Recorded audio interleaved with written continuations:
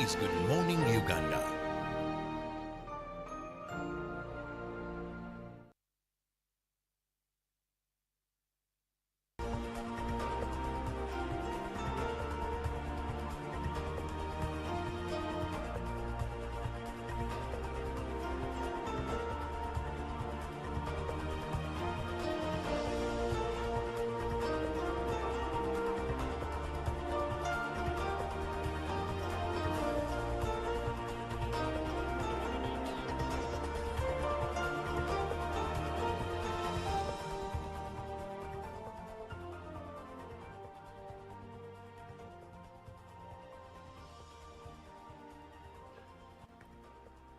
Well, my name is Olive Monica Najima. Thank you so much for joining us. Good morning, and this is Good Morning Uganda, where Chantal Olive, Kandinda, Jerome Paul Sonko, and Shirabo Robert Nyonyintono join me to have different conversations on many topical discussions that we hold here every single morning. But we go beyond the headlines and give you different insights regarding so many issues, opinions from us, not by UBC, but also we have topical discussions with policy leaders and opinion leaders in our community.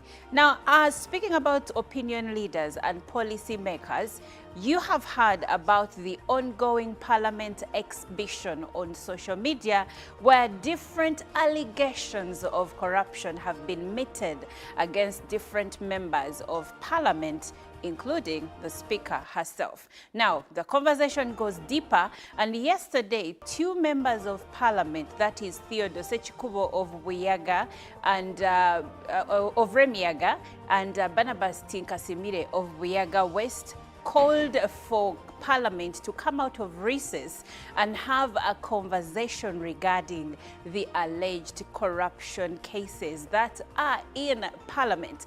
That and more are some of the discussions we will be having this morning here on Good Morning Uganda. But for now, I'd like to check on the team and see how we are doing this morning, starting with the man who is always hopeful and vibrant, even on Monday, saying that the week is already beautiful. Now, today being Thursday, let me see, Jerome Paul Sonko, good morning. Good morning to you. Has your week been good so far? Well, the week has been okay. It has been fantastic, I should say, if that is the choice of words I can actually choose to use. And it does promise to be a great weekend ahead because of what is likely to happen. And when you mentioned some of the things that is rotating around Uganda's social media, the exhibition on X, it takes me back to, since it's even a Thursday, it takes me back to last year where we saw exhibitions in the health ministry, and some of the people were actually thinking these exhibitions are only going to stop there. But well, it has actually continuously grown into different offices or different ministries. And I've been told that after the exhibition in Parliament, we also anticipate another exhibition in other governmental sectors. So you can easily see that we are having quite a number of, angry, unsatisfied Ugandans who feel there should be accountability for many of the things that happen in this country. And well, it is a warning and a caution to everybody who is actually having a position of leadership, because we are only left with 1 year to the elections in 2026. And next year will be time for primaries, campaigns, and all that. But the question is, how prepared are our leaders? Because it does seem like this time around, Ugandans are not ready to settle for mediocrity. But nonetheless, it's a Thursday, and I'm happy to be here inspiring Ugandans. And good morning, our dear viewer. Well, Ugandans, at least Ugandans on X app, are not ready to settle for mediocrity. They are saying, if it is not, then why not? We need to know and we need to find out. And I like that social media has become quite a tool for social change, because now even government is responding. Last year when there was the roads, the Kampala potholes exhibition, we saw even the president coming out and calling Kampala Capital City Authority to order. Now with this exhibition about Parliament and the alleged cases of corruption, what's the way forward? We will find out and we'll let you know. Good morning, Robert. A lovely morning to you, our viewers, and wherever you are and you're watching UBC TV, thank you so much for making us a TV of your choice this lovely morning. Now, this time around, I'm happy that they are touching Parliament, that this is in the August House. Why? Because there is so much that the taxpayer spends on our leaders.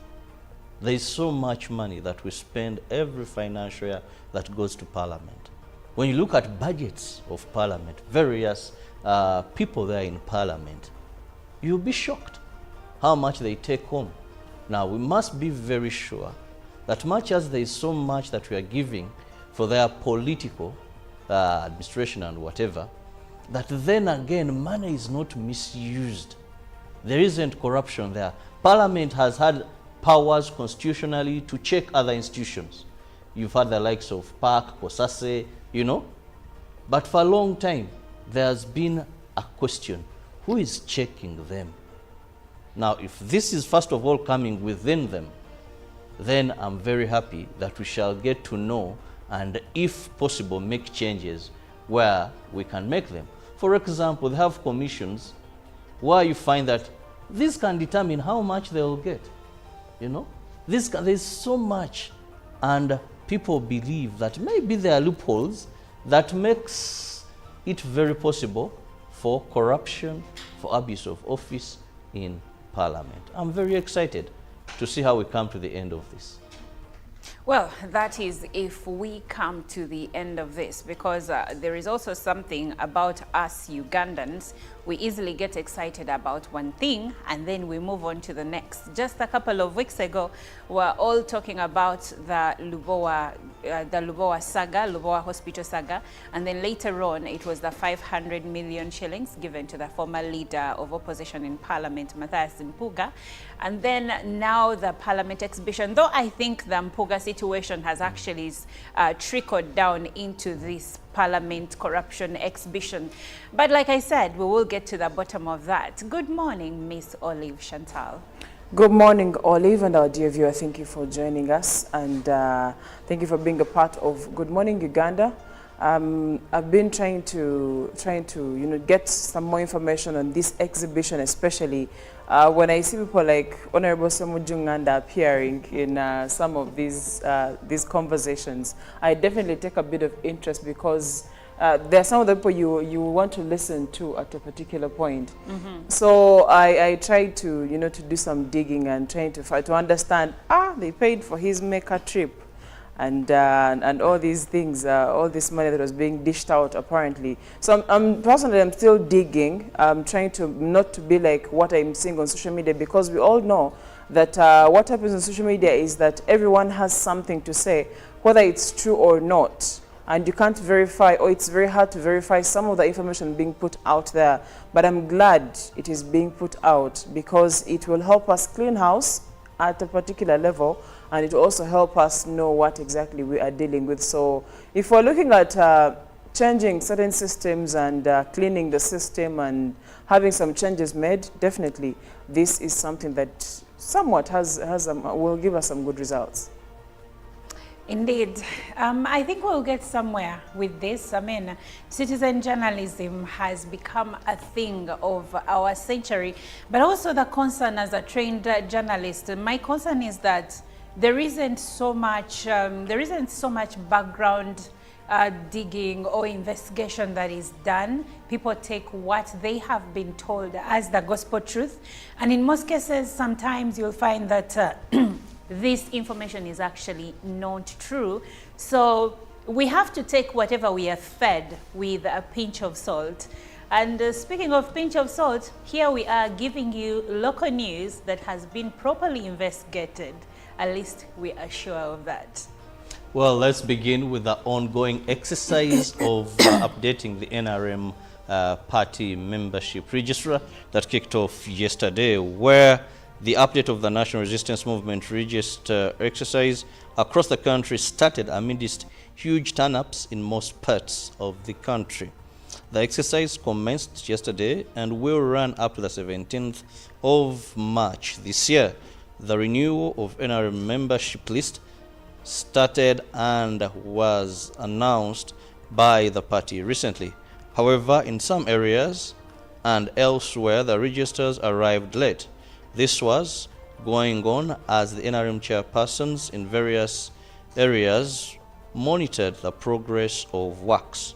In some areas, a woman was found with a registrar in her garage as she was doing her duties. Unfortunately, some security officials arrested her and took it away from her. The chairperson, however, warned anyone who will interrupt the process.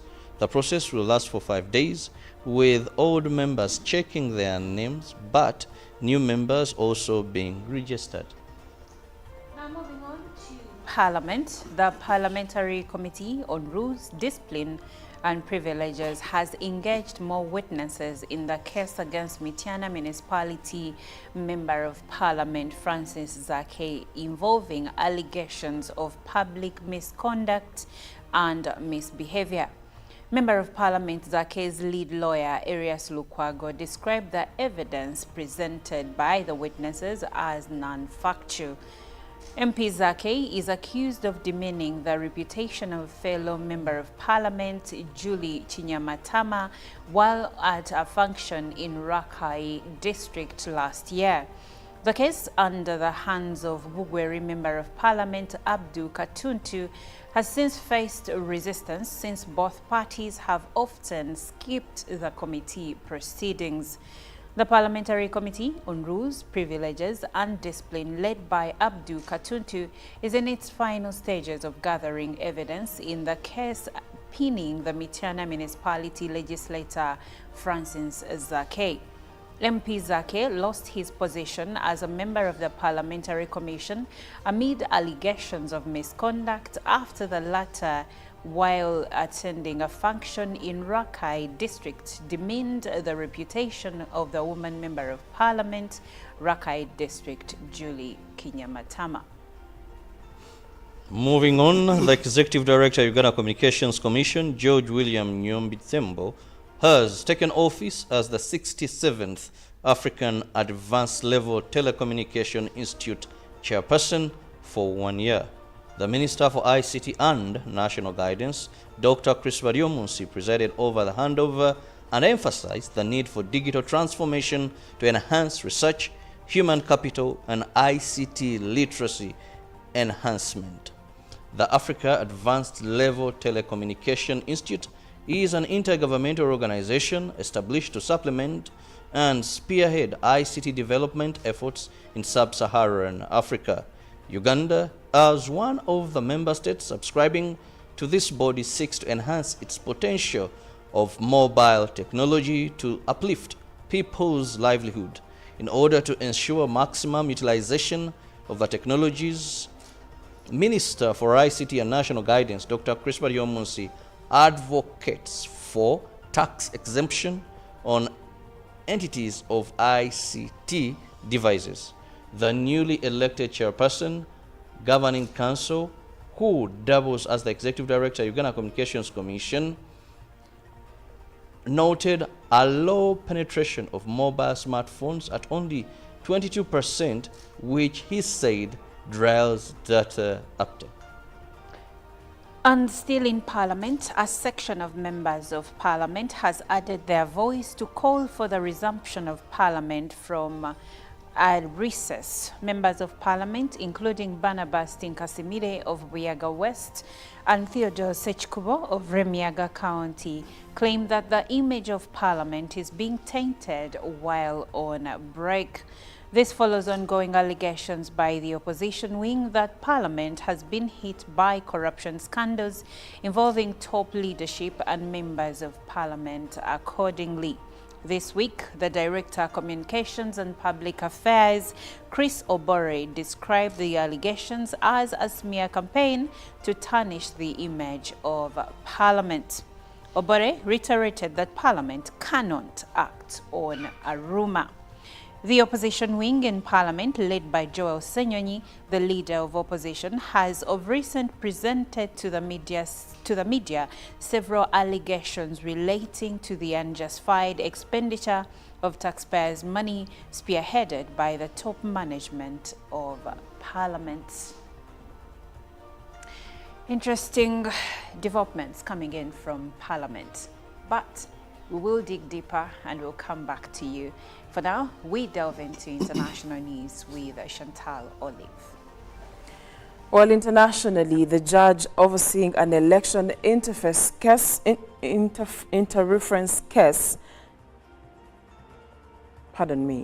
the judge overseeing an election interference case against Donald Trump in Georgia has thrown out some criminal charges but left most in place. Judge Scott McAfee found 6 counts in the 41 indictment against Mr. Trump, and some of his co-defendants, including Rudy Giuliani, lacked detail. But he said the charges can be refiled at a later date. Mr. Trump was among 19 people charged with a conspiracy to overturn the state's 2020 election results. The lack of detail concerning an essential legal element is, in the undersigned opinion, fatal, Judge McAfee wrote in his order on Wednesday. He said the charges do not provide the accused with enough information to prepare their legal defenses, intelligently adding that this does not mean the entire indictment is dismissed. Mr. McAfee was randomly assigned the Trump case in 2023, just 6 months after being appointed as a judge by Georgia Governor Brian Kemp, a Republican. He previously worked as a prosecutor, including for the Fulton County District Attorney Fannie Willis, a Democrat who led the investigation into the former president. Mr. McAfee's ruling affects 3 of the 13 charges against Mr. Trump, related to a call Mr. Trump made to Georgia Secretary of State Brad, in which he told him, all I want to do is this. I just want to find 11,780 votes, which is one more than we have. One of the charges accused the former president of soliciting public officials to break the law by violating their oath of office. But Mr. McAfee said the indictment was not specific enough about exactly what Mr. Trump wanted the officials to do. Away from that, the UN Agency for Palestinian Refugees says a member of staff was killed and 22 others were injured when Israeli forces hit a food distribution center in Rafah in the southern Gaza Strip. The UNRWA Chief Felipe Lazzarini said attacks on its facilities had become commonplace in blatant disregard to international humanitarian law. The Hamas-run health ministry said an Israeli airstrike killed 5 people. The Israeli military said it killed a Hamas commander in a precise strike. It identified him as Mohammed Abu Hasna and alleged that he had been a combat support operative in Hamas's military wing in the Rafah area. A man with that name was on a list of 5 fatalities given by health officials. Rafah is crammed with an estimated 1.5 million Palestinians who are seeking shelter from Israel's ground offensive elsewhere in Gaza. The UN Secretary General has warned that a threatened Israeli assault on the city could plummet the people of Gaza into an even deeper circle of hell. The war in Gaza began when Hamas gunmen attacked southern Israel on 7th October, killing about 1,200 people and taking 253 others as hostages. Wednesday's strike reportedly hit the eastern side of the UNRWA food distribution center, which is in the eastern part of Rafah, and the spokesman, Juliet Toma, told news agencies that up to 60 people were believed to have been working at the facility, which also served as a warehouse for food and other critical supplies. We know that it is the Israeli forces who were responsible. Our teams were on site and they reported back with casualties, she said. Now coming back to Africa, a court in Rwanda has blocked efforts by prominent opposition figure Victor Ingabire to lift a ban on her running in July's presidential election. She was freed on She was freed in 2018 after spending 8 years in prison for threatening state security and belittling the 1994 genocide. In Rwanda, people who have been jailed for more than 6 months are barred from running in elections. Ms. Ingabire said the court's ruling was politicized. The refusal of my rehabilitation is not merely a personal attack, but is emblematic of the broader issues facing our nation, issues that human rights organizations and development partners of Rwanda have long criticized, Ms. Ingabire said in a statement released on X, formerly known as Twitter. Outside court in the capital, Kigali, the 55-year-old politician said, "I don't agree with what the judge said, and unfortunately, you can't appeal before 2 years. We are still far from a law-abiding country." Ms. Ingabire is an outspoken critique of President Paul Kagame, who has been the dominant force in the country for 3 decades. He secured more than 90% of the votes in presidential elections in 2003, 2010, 2017, and changes to the constitution mean he could potentially stay in power for another 10 years. The 66-year-old president has faced criticism from rights groups which have accused him of cracking down on the opposition. But Mr. Kagame has in the past fiercely defended Rwanda's record on human rights, saying his country respects political freedoms.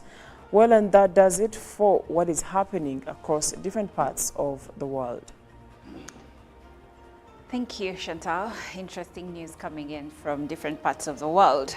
Now we go into the press review with Joram Paul Sonko. And with the press review, we start off with what the New Vision is highlighting this morning with the headline, "Hair Relaxers Linked to Brain Cancer. Study Finds Deadly Chemicals in Hair Products." How about that with the New Vision? A very interesting report. Now also, Buliuli bosses remanded over 1.2 billion shillings. A pictorial of the Buliuli bosses before court yesterday. Then Kutesa backs General Muhoozi. That and more is in the New Vision as NRM register update kicks off.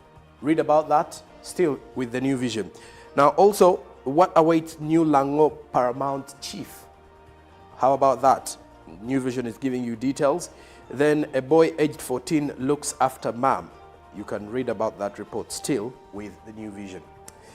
Then elsewhere we look at the Daily Monitor. Pressure mounts on Parliament over Graft as anti-corruption crusade. A combination of some opposition and ruling party MPs and concerned members of the public have continued to mount pressure on leaders in Parliament to account for their action, which calls for a forensic audit of the House's books getting louder.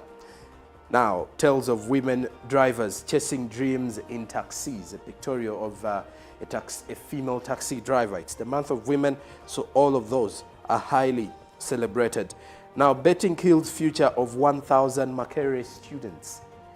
Read about the addiction of betting. Then other stories, registration of border beats vehicle licensing. As UCI warns of risk of the rising cases of breast cancer in men. As also, Vets Boss Defense Commissioner over meat ban in the city.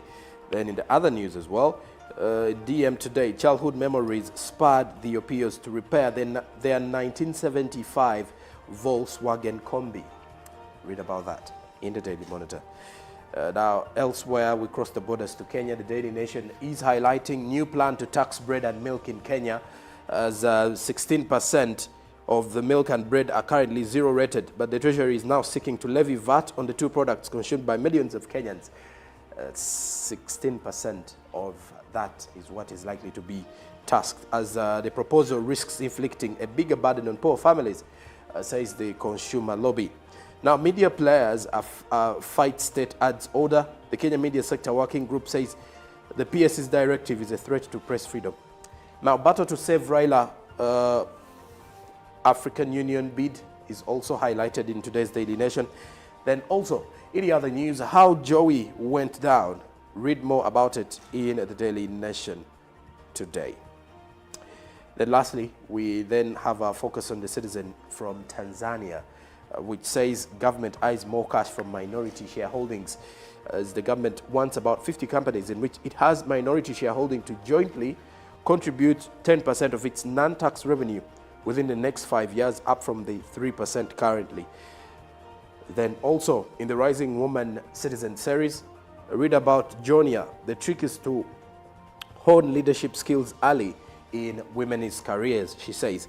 Then national, doors and containers carrying alcohol stuck at the Zanzibar port. The Citizen is giving you details of that. Then Samia vows to dismantle elaborate graft network. Read about it. There's a pictorial of the president and some of the top cabinet officials of Tanzania. And what 212 billion plan means to teachers in Tanzania, as economists urge structural reforms for poverty reduction still in Tanzania. Well, that is it from our press review this morning. Thank you, Jerome Paul. Now, today is a Thursday, a day when we throw back to different things. And why not throw back to Beautiful People by Chris Brown this morning as your inspiration song. Live from UPC Studios in Kampala, this is Good Morning Uganda.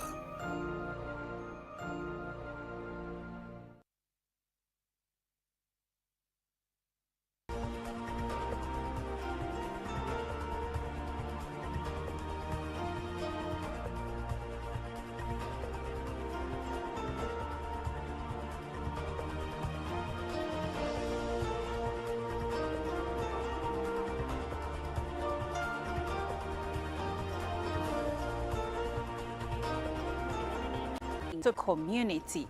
Now, speaking about opinion leaders and policy makers, you have heard about the ongoing Parliament exhibition on social media where different allegations of corruption have been meted against different members of Parliament, including the Speaker herself. Now, the conversation goes deeper, and yesterday, 2 members of Parliament, that is Theodore Sechikubo of Buyaga and of Remiyaga, and Barnabas Tinkasimire of Buyaga West, called for Parliament to come out of recess and have a conversation regarding the alleged corruption cases that are in Parliament.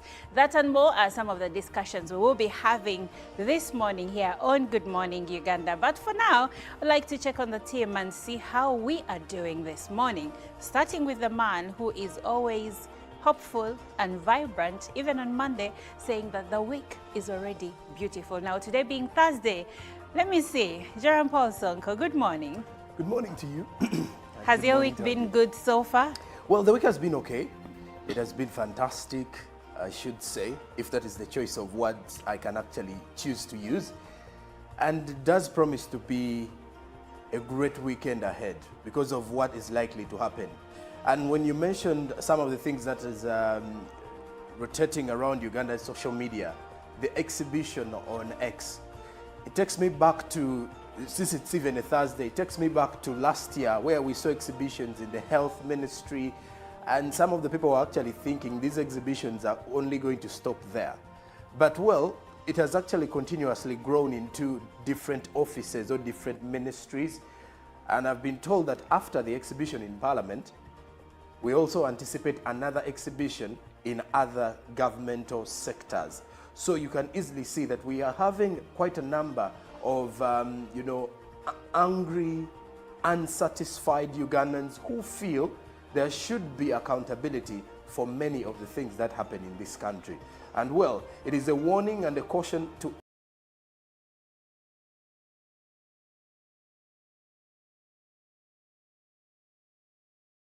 everybody who is actually having a position of leadership, because we're only left with 1 year to the elections in 2026. And next year will be time for primaries, campaigns, and all that. But the question is, how prepared are our leaders? Because it does seem like this time around, Ugandans are not ready to settle for mediocrity. But nonetheless, it's a Thursday, and I'm happy to be here inspiring Ugandans. And good morning, our dear viewer. Well, Ugandans, at least Ugandans on X app, are not ready to settle for mediocrity. They are saying, if it is not, then why not? We need to know and we need to find out. And I like that social media has become quite a tool for social change, because now even government is responding. Last year when there was the roads, the Kampala potholes exhibition, we saw even the president coming out.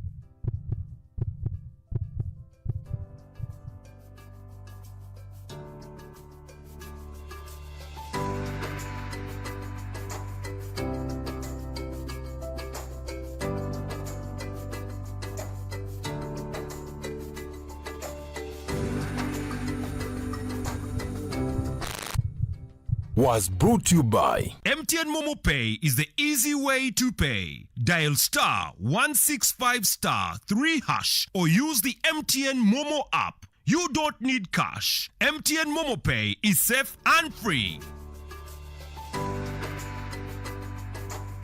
Nyati Motion Pictures brings you Tuko Pamoja, a documentary film about our unity as Ugandans and Africans. Bunyoro would have simply created an East African community that we are looking for today. The rulers of Bunyoro are actually Luos.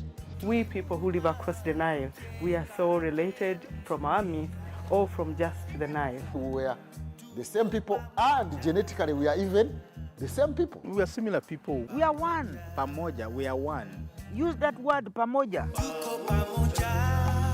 Premiering every week from 3rd February to June 2024 at the National Theatre and Indere Center. Daily screenings are from 4th February to June 2024 at Ham Cinemax and the National Theatre. To get a ticket, call 0778 787 660.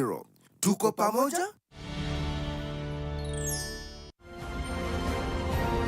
Live from UPC Studios in Kampala, this is Good Morning Uganda.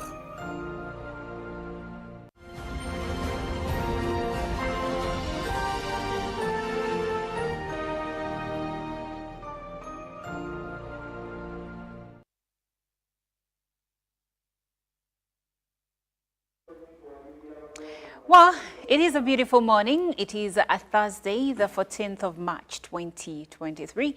Good morning. Thank you so much for joining us. Time check is 3 minutes past 7 o'clock, and it is a beautiful day to be here. Thank you so much for being a part of Good Morning Uganda. Joining me is Chantal Olive Akandinda and Jerome Paul Sonko, and my name is Olive Monica Najuma. Now, for a while, we have been seeing allegations of corruption in Parliament. It started with the 500 million shillings that was legally given to the former leader of Parliament, the former leader of opposition in Parliament. But then many people started questioning why such a huge amount of money was given to him, even if Parliament came out and said that this was a token, a send-off token for him, and it was legally given. It was not under the table. It was not a corruption case. However, that now trickled into further allegations into the expenditure of Parliament, so much so that members of Parliament like Remiaga County Member of Parliament, Theodore Sechkubo, and Wiaga West Member of Parliament, Barnabas Tinkasimire, are now calling upon Parliament to come out of recess and talk about the corruption allegations that are taking place. Last week, Minister for ICT, Chris Baryomunsi, also noted that government is following closely, and they will, after they get a full report, they will comment on the matter. Now, many allegations have come up in the Parliament exhibition that is currently ongoing on Twitter, and formerly Twitter, now X app, and it has made it to the mainstream media. And also, it has not left all tables in one place. Some tables have been overturned, and some opposition members of Parliament have found themselves on the receiving end of some of these allegations. Among these is Chira Municipality Member of Parliament, Ibrahim Semjunganda, who happens to have received money from Parliament to go to Mecca. Now, Semju Nganda came out and defended himself on the same and explained the circumstances under which he was given this money. Still, there is a whole conversation to be held around this situation. That's where me, Chantal, Olive, Kandinda, and Jerome Paul Sonko come in to see what are their views and to represent some of the views by Ugandans. Jerome Paul, how are you? I'm doing fantastic. Tables are being overturned. They are, surely. So to speak. Surely. They are being shaken. The month of March hasn't been a good one for legislators, I should say. Not at all, not at all. But maybe before we even delve into it, isn't this when we, to a degree, appreciate citizen journalism? Yes, to a degree we appreciate it. But again, to a certain degree, we critique it in the way it's handling certain issues. Yes. Because as much as we appreciate the citizen journalism that you're putting out information, that is vital. Yes. And important for Ugandans to be awakened about whatever is happening. But then, again, in the element of journalism, there is always that, you know, that idea of having your facts right. I know at times we have to protect the sources that give us information, but according to some of the legislators, with the ongoing exhibition, many of them are actually saying some of these are not facts. But simply because they've actually made their way to on the streets of social media, or simply because they are on display on social media, it is now becoming a reality to many. And you know, you've got to understand that with social media today, it is very easy for someone to spread information, whether it's correct information or not. And I'm not saying that the information being displayed on or during this entire exhibition is wrong. I am coming into a perspective of looking at it rather subjectively, that if you are to look at the past few years of how Ugandans have been using social media, if someone has a huge following, the chances are he can easily influence decisions of very many with the kind of information or data he shares on the platform. And going back now to the Parliament situation and the question you asked, the rise of citizen journalism, it is something that many people should be worried about. Because when the citizens start rising in this nature, it clearly shows that they've been watching and they are now tired of so many things.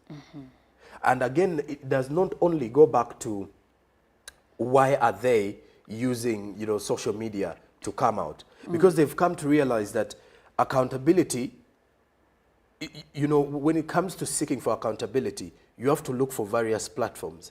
And the other means that they've actually been using have not been reaping.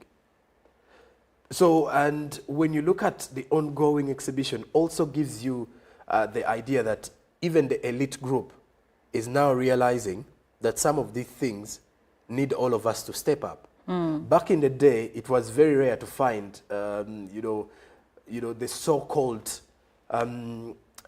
elite group or people who have actually studied so much in this country engaging in political talk in town.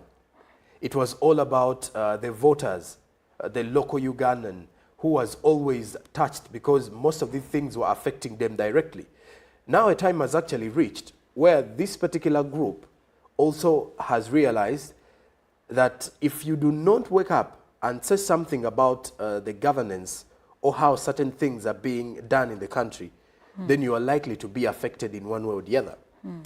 And as we are seeing the rise of citizen journalism, it is also a clear warning to the position of the leaders in Parliament today, that anything you do, wherever you are, someone is watching. And you know, that's interesting because only 22% of Ugandans are using smartphones.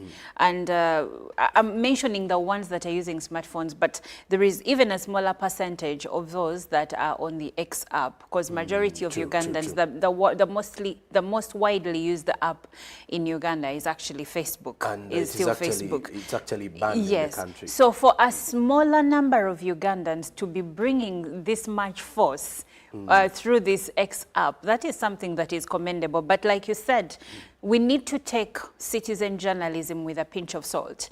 like I said earlier, as a trained journalist, I know that there is certain information I can't put out unless I have thoroughly investigated it. I trust the sources that are giving me this information. Unfortunately, with what we are being fed, we don't know for sure if it is not, because Uganda in his defense, and we'll talk about his issue as well, but in his defense, he said that some elements from one party may be using other people to come up with these allegations and meet them onto some members of the opposition.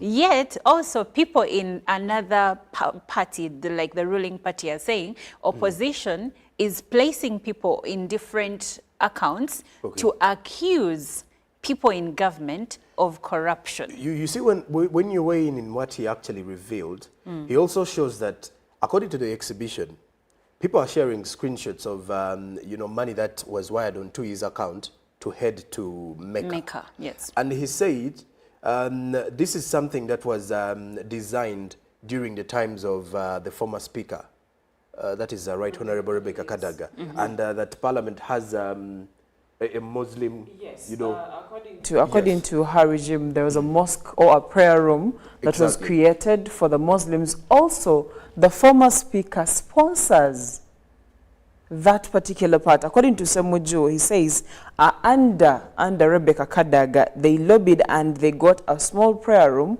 which is a mosque. She also accepted to sponsor annual Ramadan iftar, at which we host Muslim leaders at Parliament. And he actually mentioned something to do with discrimination, that at the time, Christian members of Parliament are funded to go to Rome. Yes, annually. yes. So it was a sign of discrimination to the Muslim members of Parliament for the Christians to make pilgrim, yet the Muslims are not. So, Christians to make pilgrimage to Rome yes. on taxpayers' money, yet the Muslims were not. Yes, so that is how now the trip to Mecca came in as a way of getting a leveled ground, not to have the clashes between Christians and Muslims at Parliament. So the pilgrimage is kind of something you look at as Parliament passing it. Okay, so from, now their kind of accounts, and so to him, he's not taking it unlawful. Okay, it may not be stipulated in the law, but it's something that Parliament is aware of, and the legislators are part of.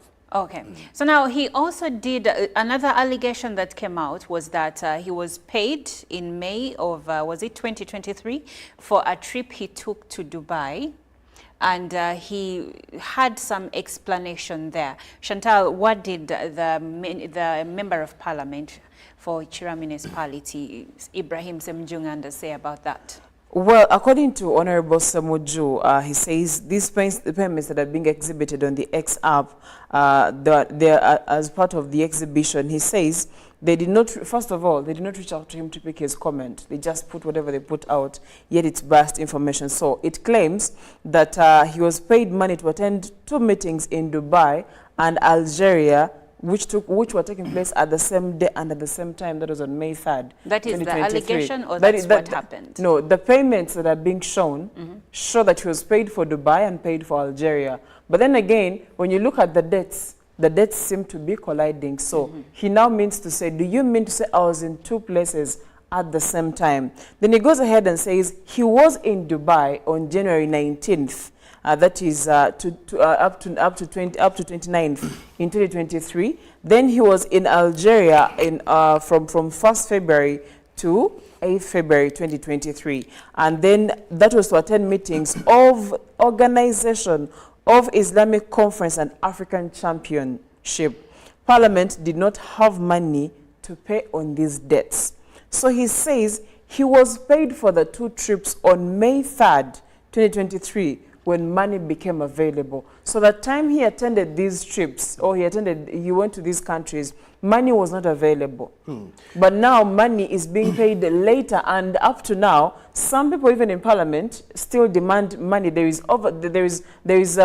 trillions, of about 10 trillion shillings that is in arrears that is supposed to be paid to members of Parliament for the trips they have made to different parts of the country. So when payments come in, sometimes you can be paid for like 2-3 trips On the same On the day. same day. And that is So now information that is not being disclosed entirely. But also, Okay, Jerome Paul, just a moment. Okay. Just a comment on what SMG was revealing in regards to social media about why they didn't ask or reach out to him first. The thing about citizen journalism, by the way, for some, I think SMG, because he says he's not having an active social media account. Yes. He has, yes. Said he doesn't have so, which clearly tells, I just want him to know that with citizen journalism today and the mere fact that Ugandans have access to social media or a smartphone, people are not going to reach out to you.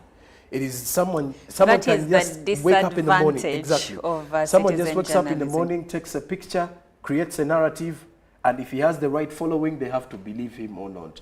So it's the citizen journalism, concern there is whether the information they are sharing is right or not. As long as someone has shared information that people want to hear or look at, they will definitely pick it up. And this is timely because the opposition has been really put on the spot lately. Whether NUP or FDC, it's been on the spot Because one of these days. About these allegations, yes, by the way. they've been put on the spot, and it's probably. But when you listen to Honorable Samuju, he will tell you it's very timely that this information is being put out. It is being put out in parts. They're literally they're putting the edited truth out. If I put it like he that. did say that many members of parliament travel abroad, including the top management, and he's not the most traveling member of parliament. Yes. But because he says because he's vocal, then information about him is coming out. But in a way, away from that, the Alliance for National Transformation raised concerns about Parliament's transformation into a business hub and advocated for a reduction in its powers. They say that there is a lot that is going on in Parliament. Parliament has so much power, hence what we are seeing today. What do you make of that? Should we is there a need to reduce the powers that Parliament has today? There is need, a great need, by the way. And to me, one of the great needs is trying to look into why we have so many members of Parliament in the first place. Of course, when you look back into why, it's because according to stipulations, you have to, constituencies need to be represented. But looking into the kind of condition we have today, there is a lot of power that needs to be, I don't know the right word to use, but Parliament has a lot of power. And that power apparently does not rotate around all individuals within the House. It is very specific to a few.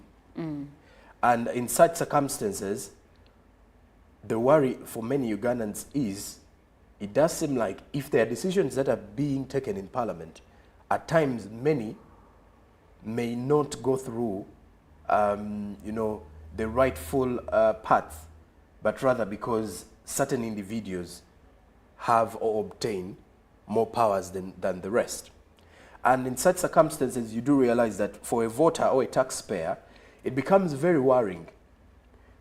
Because you want to believe, when you look at some of the, the monies that have been highly exhibited recently, you're talking of 400 million Ugandan shillings. You're talking of 500 million Ugandan shillings. And please do not, the amount here is in per diem. So that means it's allowances here and there.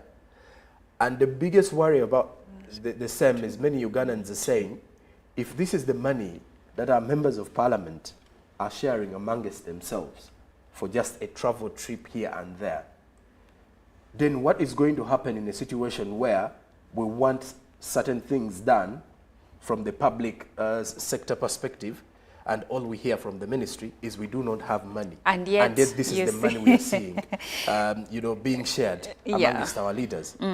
So when it comes to the powers, at times you get to realize that the powers that Parliament has is lawful. Because they're legislators, lawmakers, and everything. So but who in this Parliament has the most power? Because when we talk about Parliament, we are speaking about all members of Parliament. Yes. But we know that they don't all have the power. Yes. Certain individuals therein. Obviously, when you look at the hierarchy, the speaker has to have more power. The speaker followed by the your deputy, and then you have the leader of government business, you have the attorney general. I don't know the order of that directly, but you realize those are some of the top people within parliament, in the parliament business. And the leader of parliament business, of government business, is the prime minister, of course. But when you look at parliament, our main focus usually is on the head of parliament, and in this space, that is the speaker. And she has also been, there have been allegations of graft. And of course, like we say there, these are allegations. The government is awaiting a report so that it can make a comment. But would like for you to share your perspective on the ongoing graft allegations in parliament. You can reach us on WhatsApp number 0709 602 592. That is 0709 602 592. Share your opinion on the ongoing graft allegations in Parliament. Now, I would like to share a tweet that was made by one Duncan Abigaba, and it was reshared by Ofono Opondo. He's the leader of the Uganda Media Center, right? Yes. So Duncan Abigaba shared an excerpt of what is alleged to be expenditure by the speaker per diem. Going for different trips. And he said, why can't the accounting officer, an experienced lawyer, moreover, resign after Kazinda Bonanza introduced the ministry, there were guidelines that were introduced inter alia that maximum the amount of money for an activity that can be deposited into a public servant's account at a time is 5 million. And he's like 750 million in total. That is too much. So what's your opinion on, basing on this tweet that was reshared by the head of the Uganda Media Center himself, but originally created by Duncan Abigaba? Should the accounting officer resign in case this is deemed to be true, that these vast amounts of money are being spent by individuals in Parliament? Well, if we're looking at the guidelines and the regulations that need to be followed, and they are not being followed, well, definitely action has to be taken. And on which action has to be taken depends on what is stated in those guidelines. And maybe as Ugandans, we may not be able to come out and say this should be done. However, anyone in an office should be held accountable or should be responsible for whatever happens in their office. And they ought to have maybe a convincing reason as to why. So in this case, we may not say that they should be taken out of office, but action has to be taken. Let's start from there. But in my own opinion, generally, we are losing track of this conversation. If you look at how the conversation is flowing, especially on social media, we are losing track. And the emphasis is leaving the fact that there is money that is being spent in a certain way. Ugandans have been asking for accountability for a number of years. Now we are seeing the conversation shift from graft allegations to personal attacks and being politicized. Political parties being put on the spotlight, and different individuals also being attacked on personal levels. So I believe we are losing track of this conversation, and we need to go back to why was this information put out in the first place. So in your opinion, do you think that these graft allegations are baseless, or there is meat to the bone? There is no smoke without fire. So there has to be some fire somewhere that we are not seeing. The other challenge I am also noticing is that we don't have full disclosure. Now, without full disclosure, without all the information needed, it is very hard. Who is supposed to give us this full disclosure? Well, the individuals who are supposed to give us the full disclosure cannot even give it to us. That is why information has leaked. And after the information has leaked as well, we are not seeing these very individuals come out to tell us what exactly is happening. If you hadn't listened to Samuju or read the article, you would not know the details of, so the payment made to him was a payment of work already done for two different trips. It was a reimbursement. Thank you. So you would not know you would not know that information. And this is where the challenge is, that people are not coming out to give full information of what exactly is going on. To a certain degree, some could be correct in the, you know, in the line of work. And for others, definitely there could be some graft in there. You just might never know. But also think about it like this. So we are concentrating, I'm giving an example, on the 500 million given to Mpuga. And we are disregarding the over 500 billion Uganda shillings on the Lubowa Hospital project. Let's now think about, that's why I said we are losing track of this conversation. I thank you so much for bringing in the Lubowa Hospital saga, because when I was following this conversation on X, someone said, what if someone is actually, this is intended to take Ugandans' attention from what really matters to something that doesn't really matter. That's why I said the conversation because is changing. Compared to 500 billion, 500 million is a drop in the ocean. Right. No, when but, you compare. But and nonetheless, that is a word. You know, okay. Just a minute, just a moment. No, nonetheless, by the way, when you look at the Lubowa issue and the money attached to it, it does not in any way imply that this particular money that members of parliament are also sharing is small money, because it's not small money, but someone is saying it's the other is the just bigger a picture. few, like last week, but one, it was the Lubowa Hospital. Huge sums of money that have been partially released to construct this hospital. We need accountability, but we have not been given the accountability yet. And yet, this week and last week, we have now ventured into Parliament exhibition and seemingly have forgotten about the Lubowa Hospital saga. So people are saying, is this engineered that way, or it is just a total coincidence? I think it's a total coincidence. We are losing track of the conversation, Sonko. That is the truth. No, not really. Because you see, with the Parliament exhibition, it was something that was always in the making. And now the Lubowa issue comes in as part.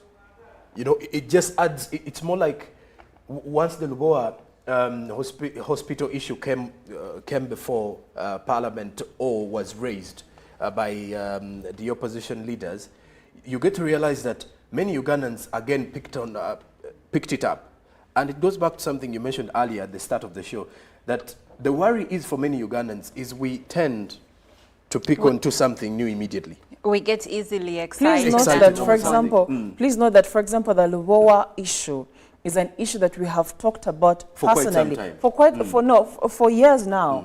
Talk about 2022. This conversation was hot at a particular point because that is when we should have seen a fully fledged hospital in Lubowa. You get it? So that is what I'm telling you. We are losing track of the conversation. We are saying that different individuals, the whistleblowers and whoever, they're coming out to expose graft in Parliament and then in different government agencies. But now we are getting into the politics bit. No, opposition no, even this particular party also took money. So you realize the conversation now changes. You will find people on the streets arguing, and you know what they're arguing about? They're telling you, no, even NUP, we lost trust in that party. Those are the things they say. And then someone says, at the other party, we know, they eat, they take. You get it? Those are the conversations we are having, instead of us being at a point where we are saying, okay, this person took this amount of money that they were not supposed to take, and they're supposed to be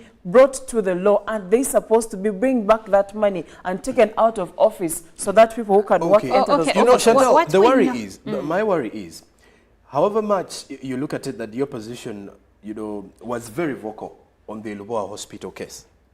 But when such situations situations arise, like opposition members of parliament also engaging in corruption, this is an indication that the opposition is hitting direct to the government. For a minute. But if they are also engaging in the corruption tendencies, then we're in a wrong place to be as a country. For a minute, we need to also establish what is corruption and what is not.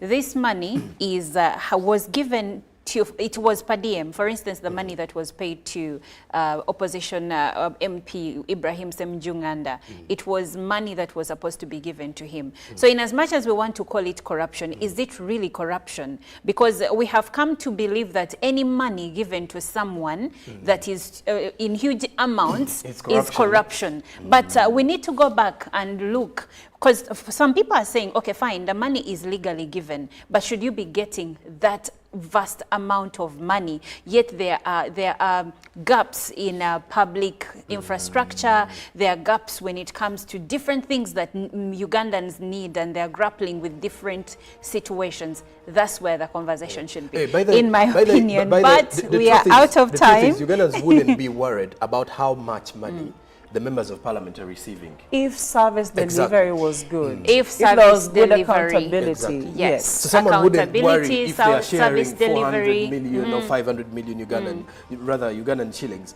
But if at all you're sharing all that money, whether legally or not, Ugandans deem it corruption because it's not going back to the people. Exactly. Well, this conversation is very interesting. Let's continue having it online. The hashtag is UBCGMU.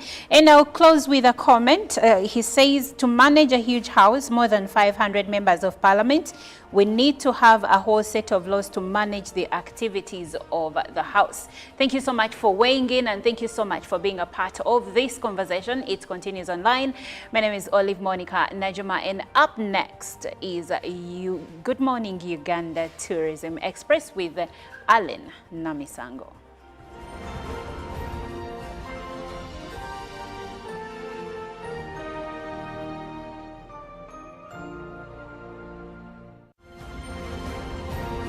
Live from UBC Studios in Kampala, this is Good Morning Uganda.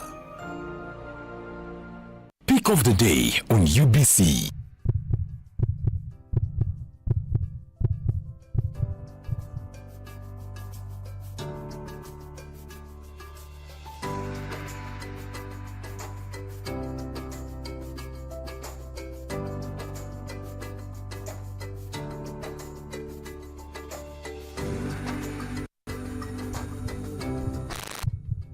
Was brought to you by MTN Momo Pay is the easy way to pay. Dial *165*3# or use the MTN Momo app. You don't need cash. MTN Momo Pay is safe and free.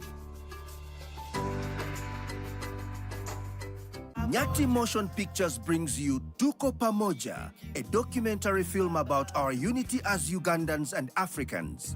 Bunyoro would have simply created an East African community that we are looking for today. The rulers of Bunyoro are actually Luos. We people who live across the Nile, we are so related from our myth or from just the Nile. We are the same people, and genetically we are even the same people. We are similar people. We are one. Pamoja, we are one. Use that word, pamoja. Premiering every week from 3rd February to June 2024 at the National Theatre and Indere Center. Daily screenings are from 4th February to June 2024 at Ham Cinemax and the National Theatre. To get a ticket, call 0778 787 660. Tuko Pamoja? Juko. Yo. Check the shopping, man. What's your secret? Haven't you heard of the parish development model PDM? Yes, I did, but I thought it was just a talk. No, Sebatia. It is real. I and a few friends together formed a circle, accessed money from the PDM, invested in a portrait project, and now things are moving. Juko. I thought I was one of your friends. You are. But you left me behind. I didn't leave you in poverty. What you do, just visit your LC2 chairperson and your parish chief and start the process of economic transformation. Just like that.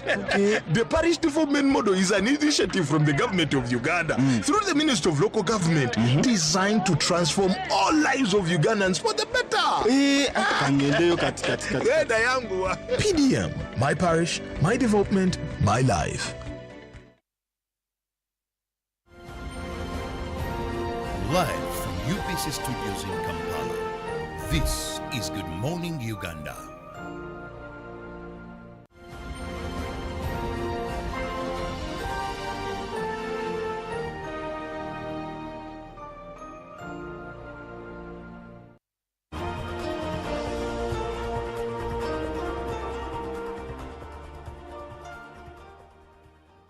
Hello, welcome to the GMU Tourism Express. This is the time. It is yet another opportunity and another day to take you around Uganda with Irene Namisango, Uganda Uncovered.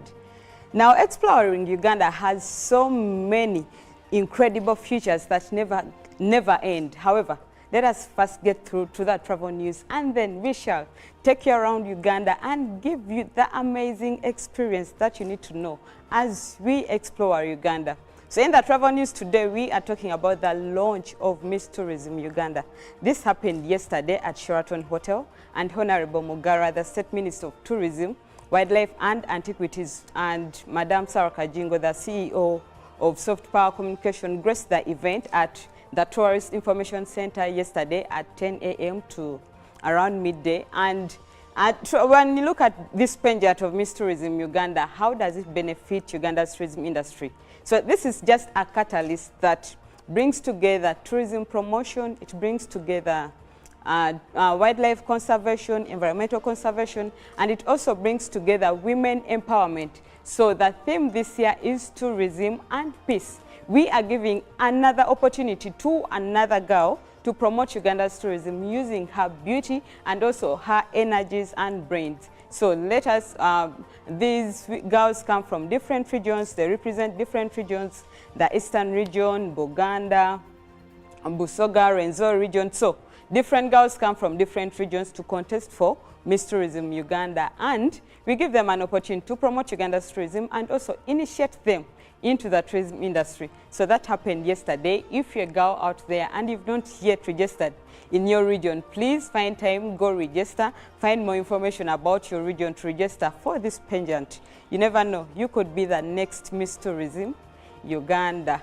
That is it that we had for you in the travel news. Now going to the travel attraction of the day. Today we are talking about one of the most beautiful attractions. Actually, this is our most selling attraction in the country. It is our unique selling point when it comes to Uganda's tourism, and that is gorilla trekking. However, gorilla trekking in Uganda is done in two national parks. That is Bwindi Impenetrable National Park and Mugahinga National Park. However, today we are talking about gorilla trekking in Bwindi Impenetrable Forest National Park. When we talk about impenetrable, I think what is coming in your mind is that you can see that the forest is so dense and impenetrable for you to walk through. However, if you're doing gorilla trekking in Uganda, trust me, you're going to walk into this forest, you're going to have an amazing day. Gorilla trekking takes about a few hours, but a maximum of 8 hours. So that is roughly like half day. But let us take you through that day. How does it take? How do you spend a day while you're doing gorilla trekking in Bwindi Impenetrable National Park? First, the day is going to start with orientation. Having had your permit, your gorilla permit from Uganda Wildlife Authority, or you secured it through a tour operator, so you'll be with your permit, and then the day starts with orientation.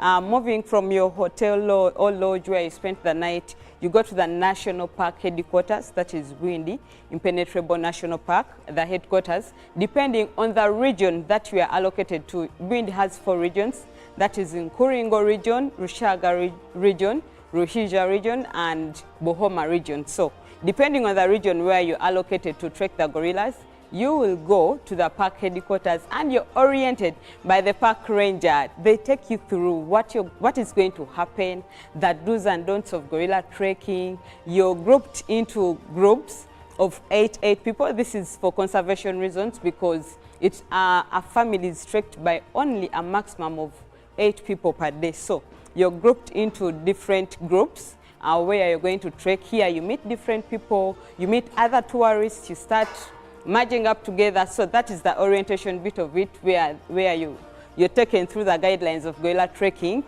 in Bwindi Impenetrable National Park. And then after the orientation, now you hit the forest. Now trekking in Bwindi Impenetrable National Park is amazing. It accelerates you. Like, there is that feeling that you get that you're walking into an impenetrable forest. So you have to walk through the rugged terrain, you have to get through the mud. At some points you're just going to be cramping through the mud, and then you hit the straight land. It is just amazing. You're going to hike, getting through the rugged terrain, rocks, sometimes even sliding off the rocks. So you have to be fit, you have to be physically fit. And also they give you sometimes walking sticks just to help you, because sometimes it becomes tiring. It is somehow strenuous for you to walk through the forest, but it is also an experience. And when you finally meet the gorillas, you get to know that it is really worth trekking through the impenetrable forest. Now the third activity is now getting into the real encounter with the gorillas. Now this is the epitome of gorilla trekking. This is what everyone is searching for. This is what brings in thousands of tourists into the country. Getting into face-to-face with the mountain gorillas is a once-in-a-lifetime experience. Someone said that when you see these gorillas, you can actually read their souls. But I think it is true, because when I went gorilla trekking, looking at the brown eyes of these apes, these majestic apes, you could literally see that they are human-like. They have human-like fingers. They do their things just like humans. So when you meet them, you have an hour, you spend an hour in their face, watching them, seeing them carry on their normal lives. Nothing is going to change your life like watching a gorilla passing by you with a baby gorilla climbing up on her back. Like, it is amazing to see that this mother gorilla is able to take care of her kid, give them love. Actually, gorillas are just like humans. They love, they take care of each other, they protect each other, and they live in families. So when you meet this family, you're going to see the silverback. This is the dominant silverback, the lead of the team. So that takes care of the whole team. But when you see, maybe you'll see one gorilla jumping from one tree branch to the other one. One is eating on leaves, feeding on leaves, as maybe the other arm is climbing up on another tree branch. It is just amazing to see these gorillas. I watched a silverback. I remember it was just seated, laying its back on the tree trunk, and it was lazily eating up these leaves, just lazily, comfortably. And it didn't have any, it wasn't even bothered by us being just a feet away. So that is how calm they are. That is their demeanor. They are very calm animals. They are very gentle animals. So you just need to find time and spare off that day, go do gorilla trekking. It is an activity that is going to change your life. It is life-changing. And why? When you're in the country, we are one of the 3 countries where you can see gorillas in the whole world, and gorillas are taken to be very endangered. So we have about a total of about 1,069 gorillas in the whole world. However, the good news is that more than 50% of these gorillas are in Uganda, and they dwell in Buliuli Impenetrable National Park and Mugahinga National Park. So anytime that you're thinking about the real African encounter, anytime you're thinking about having the real African safari and getting close to these great apes, very big, very giant, but very gentle in their natural habitats, think about gorilla trekking in Buliuli Impenetrable National Park. That is it that we had for you for the travel attraction today. And now going to the travel tip. Just because we've talked about gorilla trekking today, I would say that if you're preparing for gorilla trekking in Uganda, please make sure that you exercise prior to the activity, because I've told you it is going to require you to walk through the strenuous hills, you walk through the rugged hills, you're going to hike. So exercise so that you're physically fit by the time you hit the forest and get up close encounters with these great giants of the forest. Thank you so much. I am Irene Alenamisang, and coming up is the GMU Business Update with Joram Paul Song.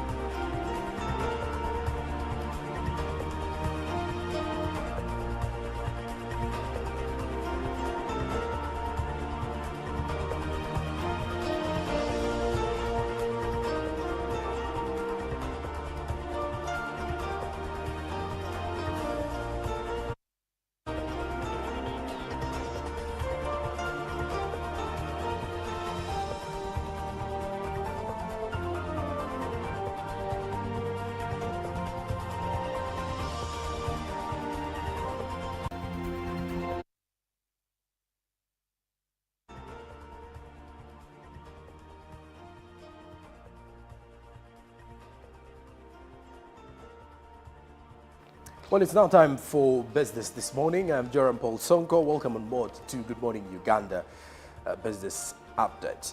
Now, I will start off from the Ministry of ICT and National Guidance in regards to intellectual property guidelines. As according to the ministry, as they are looking forward to fostering innovation into the country that we're using, and of course also pushing for adoption of information technology or IT innovations nationwide. The ministry has organized an expert review engagement of the guidelines to enhance the management and protection of intellectual property within Uganda's ICT sectors. The objective is to reflect the specific needs of Uganda's context and contribute to the country's social, economic development and global competitiveness. The ministry has developed comprehensive ICT intellectual property guidelines, support innovators with the university and also the private sector.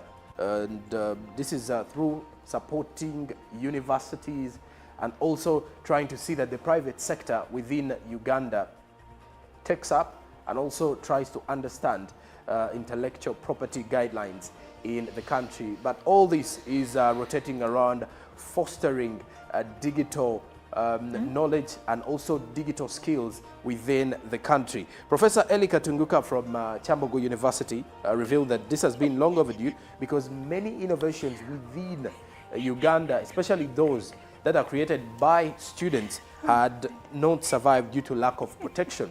So protecting innovations is something that would enable innovators to feel like their innovations are safe and also keep up with creating more innovations and coming up with different ideas and quite a number of skills to share amongst each other. Now, these guidelines will be crucial for promoting innovation, creativity, and of course the end product will be economic growth and looking at how economically Uganda will grow through the world of innovation. And this is also something that is likely to create an environment conducive to knowledge sharing, because you know that your innovation will be protected.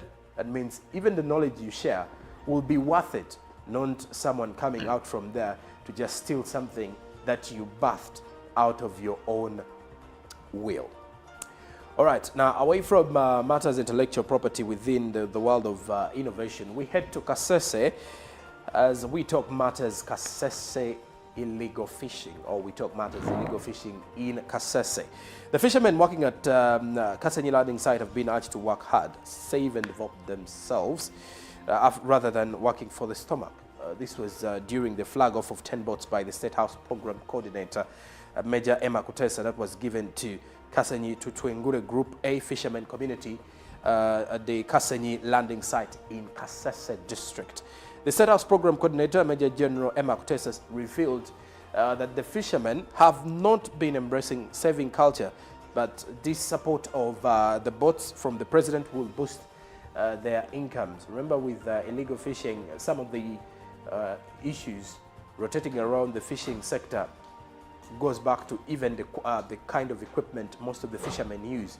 For example, the boats that some of them use, the fishing gear or the fishing net, also the fishing techniques that others actually employ at times is not friendly to the lake or to the different water bodies, and of course also rather also becoming an endanger to the fish species, amongst which the fishing sector in Uganda looks at as something that should not be highly pushed if at all we want to grow the fishing industry in Uganda and also protect the fishing species in the country. Now, the Kasese Sector Commander, Kabeho Moses, called on fishmongers to work closely with the Fisheries Protection Unit to avert illegal fishing on Lake George and Lake Edward, because if at all it is not a collective effort, then we are most likely to miss out on our fish species and also miss out on protecting the fish that we yearn to continue fishing out of these water bodies. Now, lastly, from the business news this morning, we talk matters internet in the country, because according to the Uganda Communications Commission, the low smartphone uptake has been linked to high internet costs in the country. And of course, when you look at the internet costs in Uganda or within East Africa, Uganda's is one of the highest if you're to look at our neighboring countries.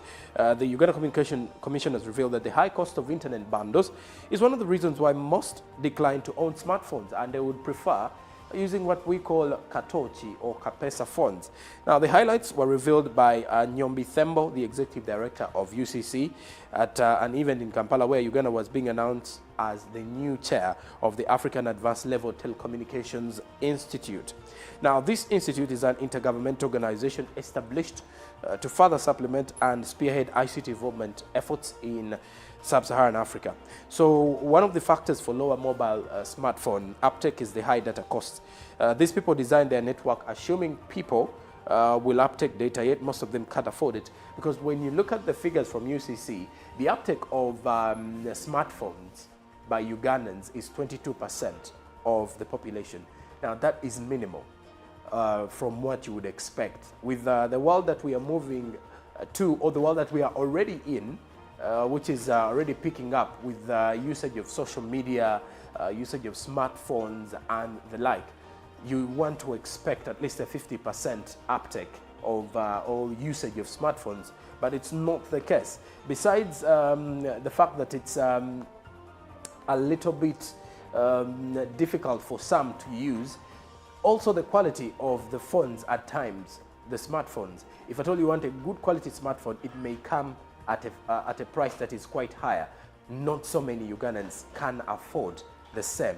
So when you look at it in the same way, also affordability of internet, because the cost of the internet and how long it actually stays, it is also becoming a problem for many Ugandans to settle for the smartphones. And that is why, according to the UCC Executive Director, is that many Ugandans are choosing to look for the other mobile phones rather than settling in for smartphones. Because with the other mobile phones, the only worry you have is maybe charging battery and also trying to load airtime to make calls.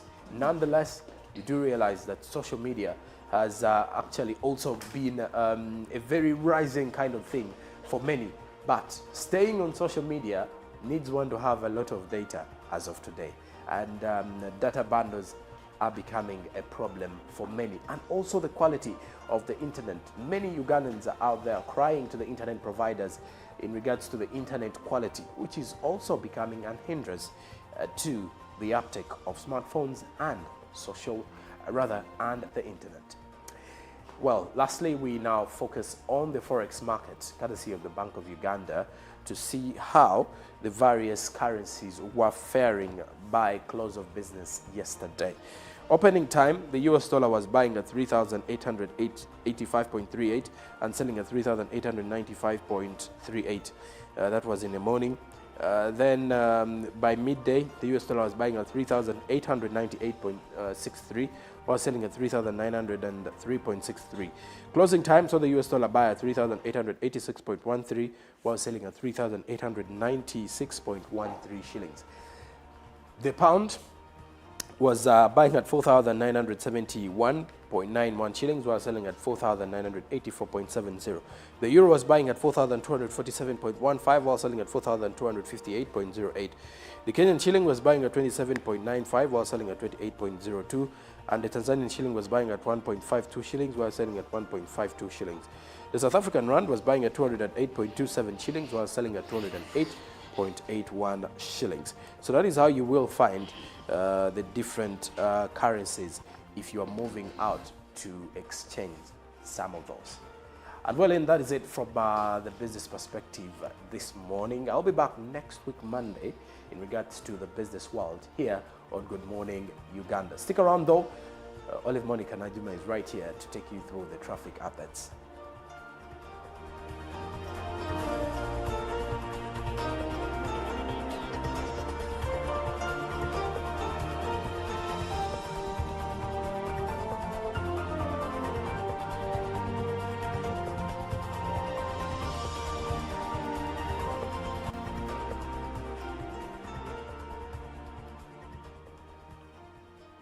Well, thank you for sticking with us. This is the moment where we take you through the different roads and looking at different routes that you may take.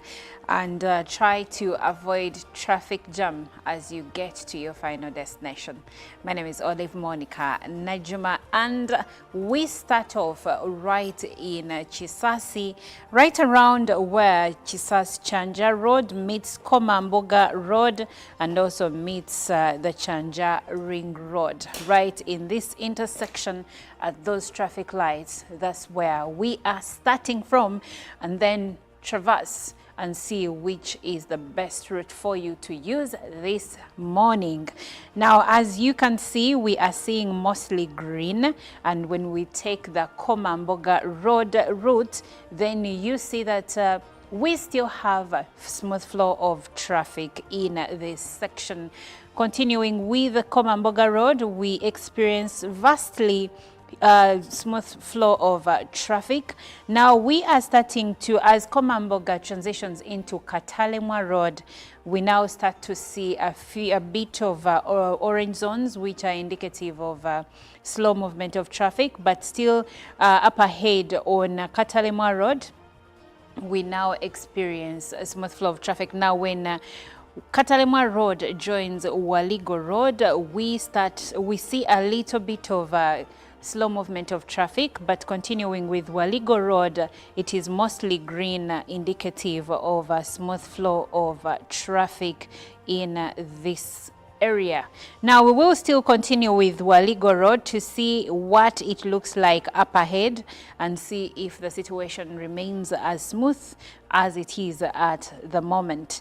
But yes, for now, we still have smooth flow of traffic along Waligo Road. Now, where Chizanyiro Road connects to Waligo Road, there is still smooth flow of traffic coming through, and still following Waligo Road, we have smooth flow of traffic for the most part. When I look at some of the surrounding roads like Bahai Road, I see that even Bahai Road it has smooth flow of traffic, as you can see there. It is mostly green. And as Waligo Road connects to Bahai Road, then you will experience a bit of traffic jam over there, as evidenced by the orange and of course the red zone that you're seeing right now. Now I see a stretch of red coming through to join Bahai Road, and this stretch of the road is Komamboga Bahai Road. Now Komamboga Bahai Road is bringing in a bit of traffic jam, as you can see, and it is now connecting to Bahai Road itself. But still going ahead with Bahai Road, there is still smooth flow of traffic that side of town.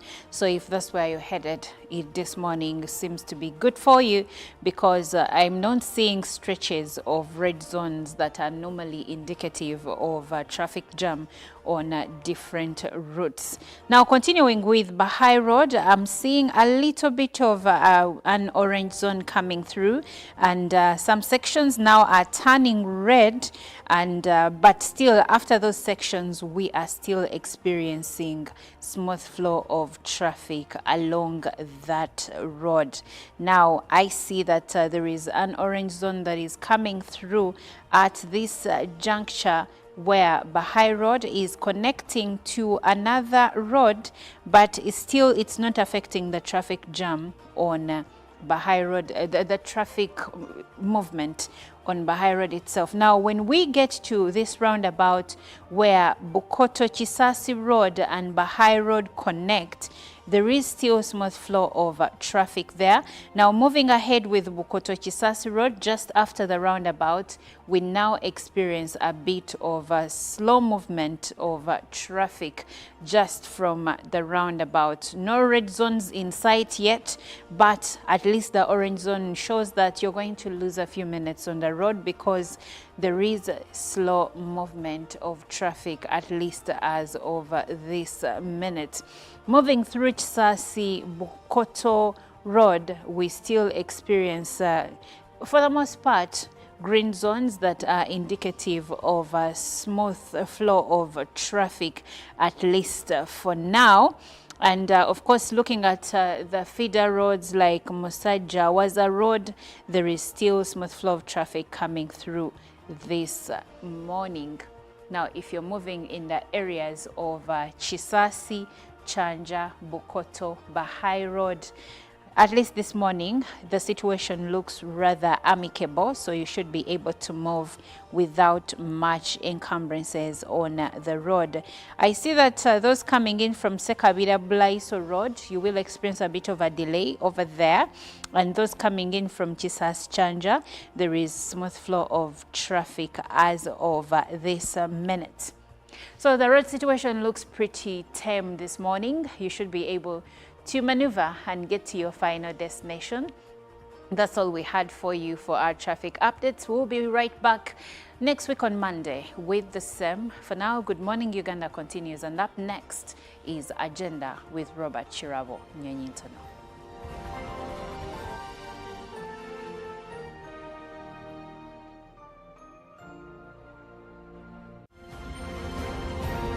Live from UBC Studios in Kampala, this is Good Morning Uganda. Pick of the day on UBC.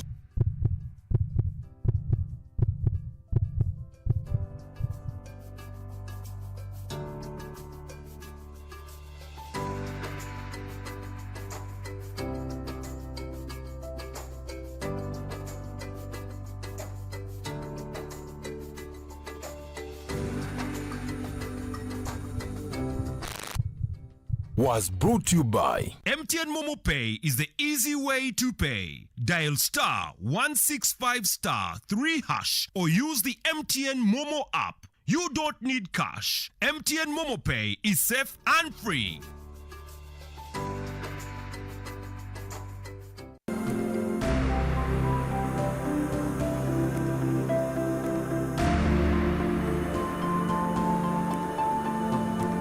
Previously, in most of these areas that we had prioritized, farmers would produce, but you don't access market because the roads are not there.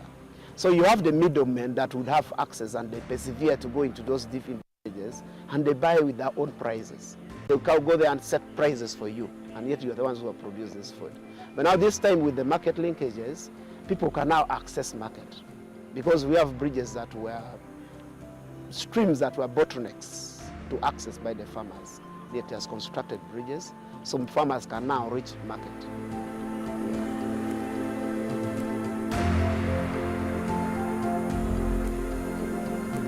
Nyati Motion Pictures brings you Tuko Pamoja, a documentary film about our unity as Ugandans and Africans. Bunyoro would have simply created an East African community that we are looking for today. The rulers of Bunyoro are actually Luos. We people who live across the Nile, we are so related from our myth or from just the Nile. We are the same people, and genetically we are even the same people. We are similar people. We are one. Pamoja, we are one. Use that word, pamoja. Premiering every week from 3rd February to June 2024 at the National Theatre and Indere Center. Daily screenings are from 4th February to June 2024 at Ham Cinemax and the National Theatre. To get a ticket, call 0778 787 660. Tuko Pamoja? Juko. Yo. Check the shopping, man. What's your secret? Haven't you heard of the parish development model PDM? Yes, I did, but I thought it was just a talk. No, Sebatia. It is real. I and a few friends together formed a circle, accessed money from the PDM, invested in a poultry project, and now things are moving. Juko. I thought I was one of your friends. You are. But you left me behind. I didn't leave you in poverty. What you do, just visit your LC2 chairperson and your parish chief and start the process of economic transformation. Just like that.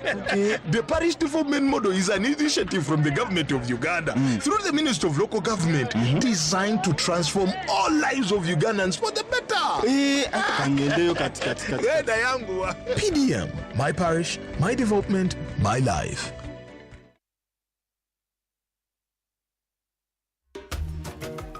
Mukoke Fish Farmers Association tuli balunzi ba byananda ebyebika ebisatu omuli Miracap, tilapia oba engege ni catfish twete male.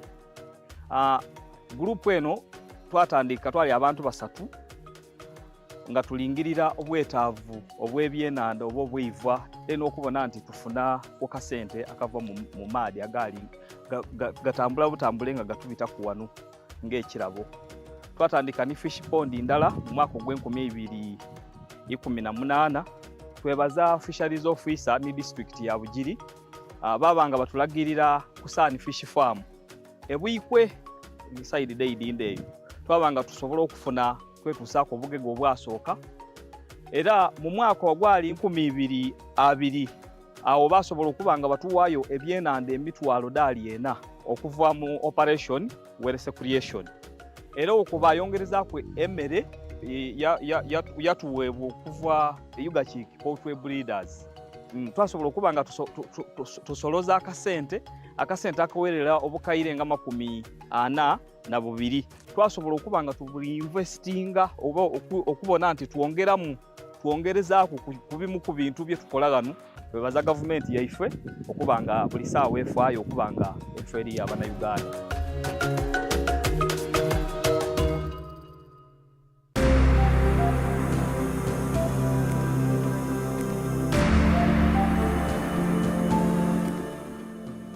This Pleno, as the name prescribes, is the project for restoration of livelihood in northern region. So it was designed to support the population in order to implement the national programs of wealth creation, improving household income, and this is done through supporting agriculture. And by supporting agriculture, you support seed production, training of farmers, mindset change, and even it went ahead to have components of food security grants, whereby families were given grants to be able to improve their food security. But there was also community-based natural resources grants, which were given to families to put in place woodlots, which would help them to reduce on killing the vegetation and deforestation, looking for energy or for firewood.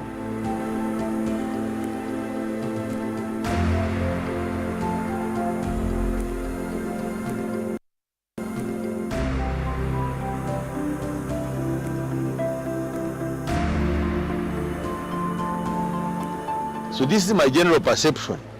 And that this project entered in strategic areas of government, but that it has created a base for the now last mile strategy, which is the parish development model.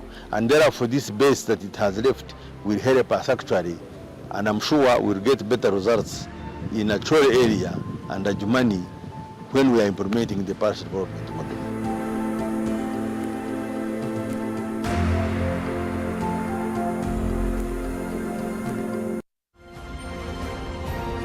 Live from UBC Studios in Kampala, this is Good Morning Uganda.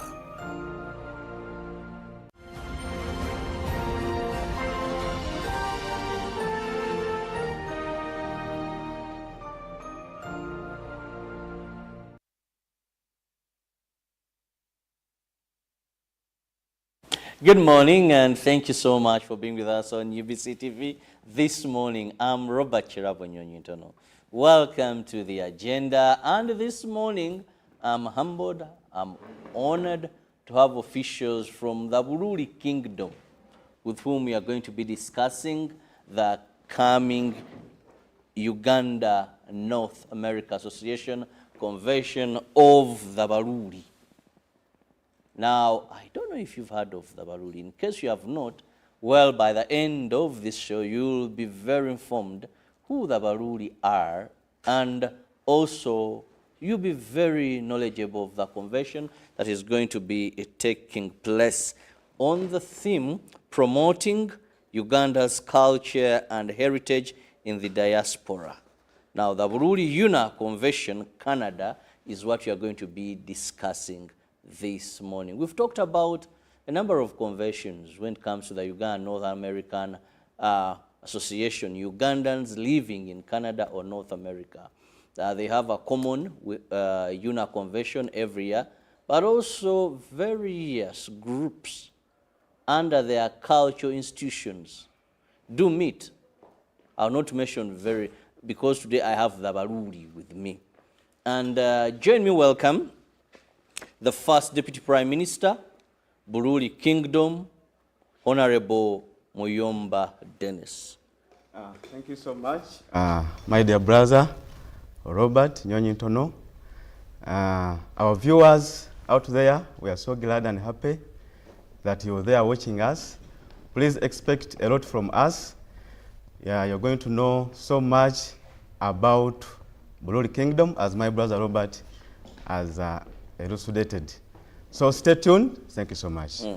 Then next to me, at the extreme ends, sorry, I have Kariango Alex, organizing team Canada Convention. You're most welcome. Thank you so much, the host. I'm honored to be on Good Morning Uganda, UBC TV. It's a privilege to be here and to talk about our convention that's going to take place in Canada. So, I mean, we expect a lot of things, and so it will be a great opportunity to share what you've got for you. Thank you. I'll begin with the Prime Minister. Even before I go any further, how is the Isabaruli Mutyansozi, if I have it right, Mutyansozi Mogezi Butamanya?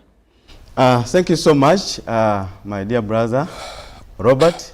Actually, we are going to give you a Chirul name when we after finishing our program, because I can hear you that you can speak good Luli.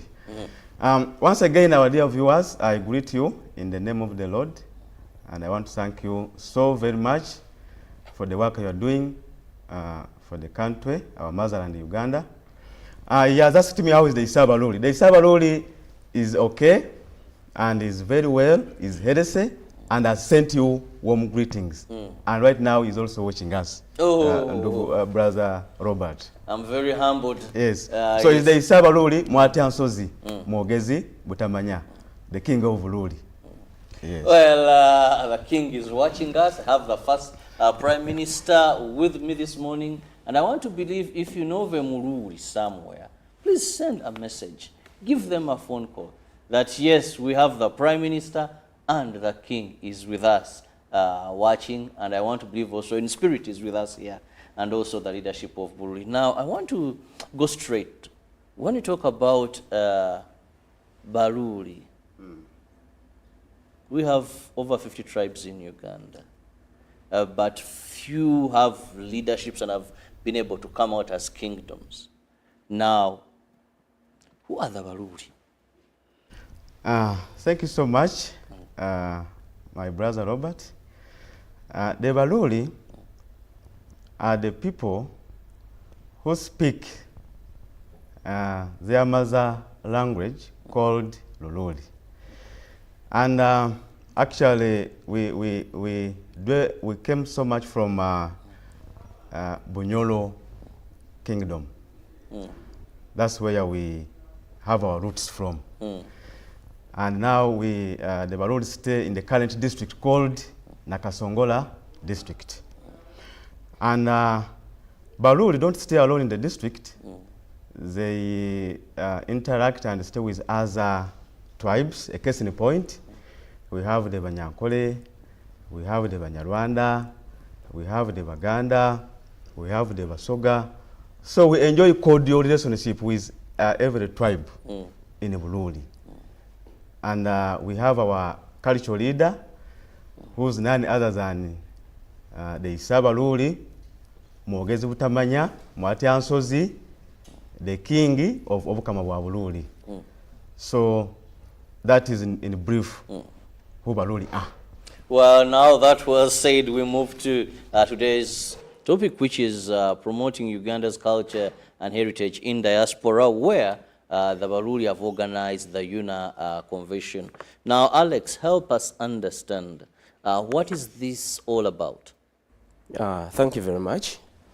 The Buliuli Culture Convention, is about unifying, identifying the Buliuli in diaspora, because the Buliuli has been hiding into a lot of cultures here, and most of the Buliuli people have not got the opportunity to get a platform to identify themselves among other tribes in Uganda. So As the vision from our great king, the Issa Buliuli, came to through such a conversion to bring out that identity.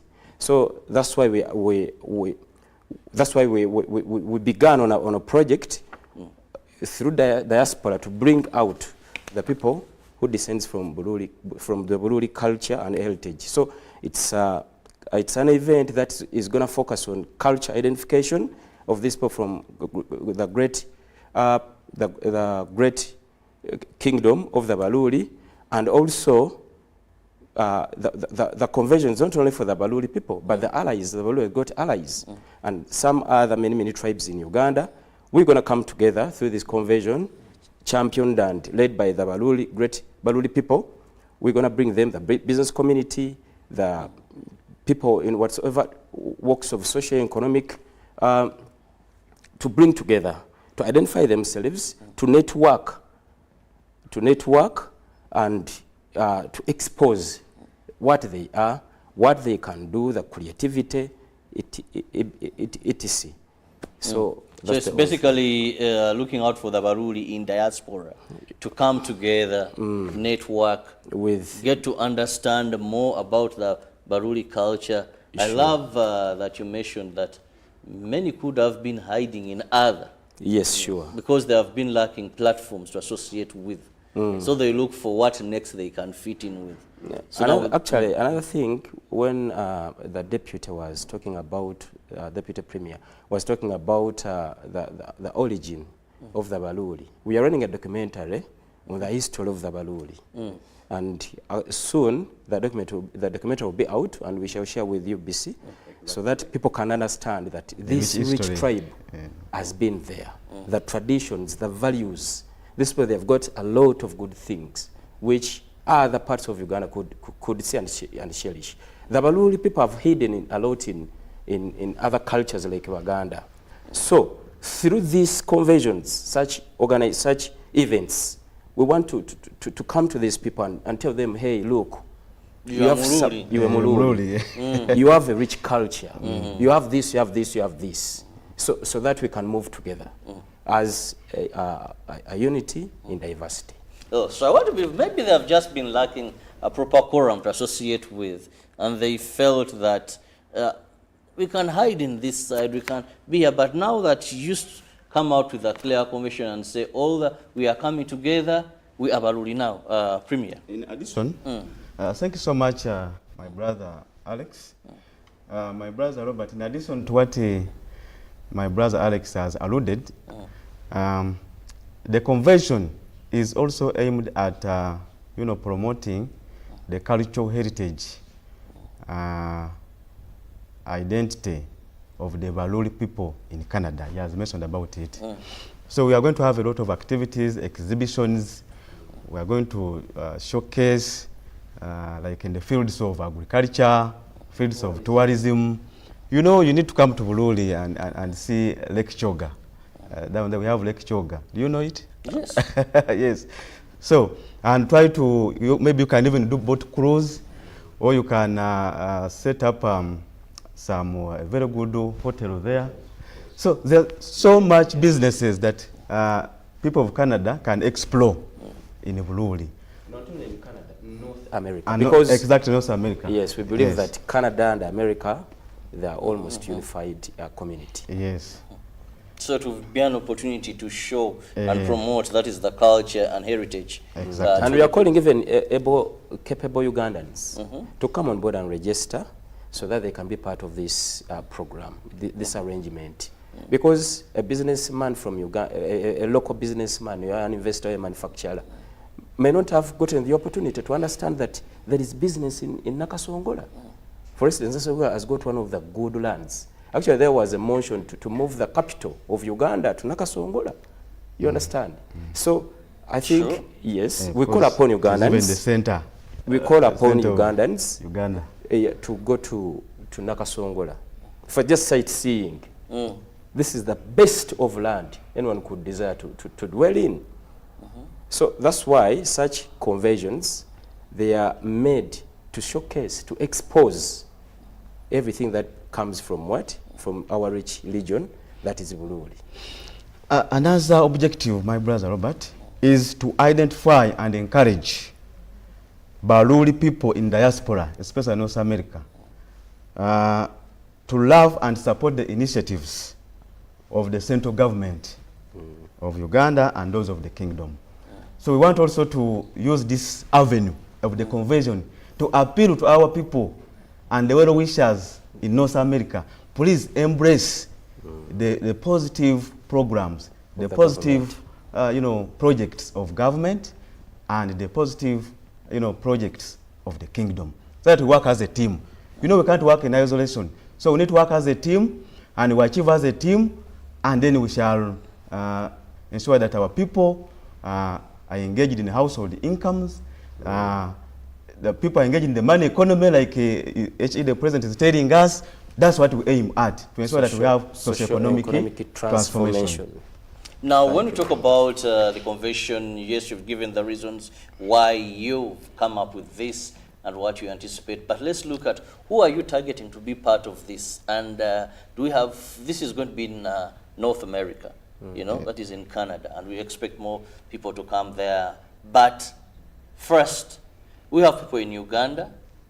Are they also? Can one fly and attend this? Is it for only Ugandans in North America or in Canada? What is the attendance like? Yeah, thank you very much, my brother. Our target audience is both local and the people dwelling in North America, and especially Canada. So we have mobilized the team of natives. When we talk about natives, we're talking to the people the natives in Canada, the people who belongs to Canada, who owns Canada. Those are the natives. We've brought them because they have they have cultural values. So as Buliuli Cultural Convention, we've reached out to those people and they said, hey, there is values, but we have this kind of tribe back in Uganda, which has got such values. So our target audience is the locals in Canada, and also we encourage Ugandans because there is a business opportunity in all of this, that you may be doing business. You may be probably a manufacturer. Canada is rich in production. North America is rich in production. So this is a platform for both the business community in Uganda and the business community in Canada. It's also an opportunity for people who are engaged in tourism and culture and tourism mainly. We understand that North America and Canada is rich in tourism. You know the Niagara Falls and ABCD and ABCD. People travel from here to go and maybe do sightseeing and etc. So we are looking at luring tourists from Canada to come to Uganda, specifically to our region, that is Nakasongola and the nearby villages. So our target audience involves all of them, the Ugandans, the people from North America, the Canadians. They are all invited to do what? To register and be part of this program. Well, we are still looking at promoting Uganda's culture and heritage in the diaspora, where we shall be having, that is the Buliuli Uganda North America Association Convention, Canada. And very interesting is I have the first Deputy Prime Minister of Buliuli Kingdom, and also the organizing committee team leader for this convention. And one of the interesting things is we've had a number of conventions. Yes, sir. Very common, of course, is the UNA. That happens every year. But what do you anticipate to gain out of this convention? Because most of these, I know there is dancing, there is drinking, there is making friendship, all sorts of networking sometimes take place. And it is either a tour or you had a party together. So now, what do you anticipate out of this? Let me start. Thank you so much, my brother Robert.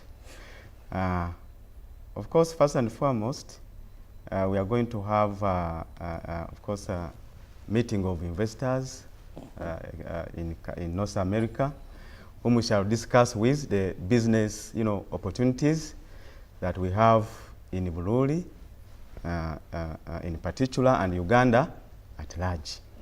Now, these investors will have to come and put their money here in Uganda or Buliuli.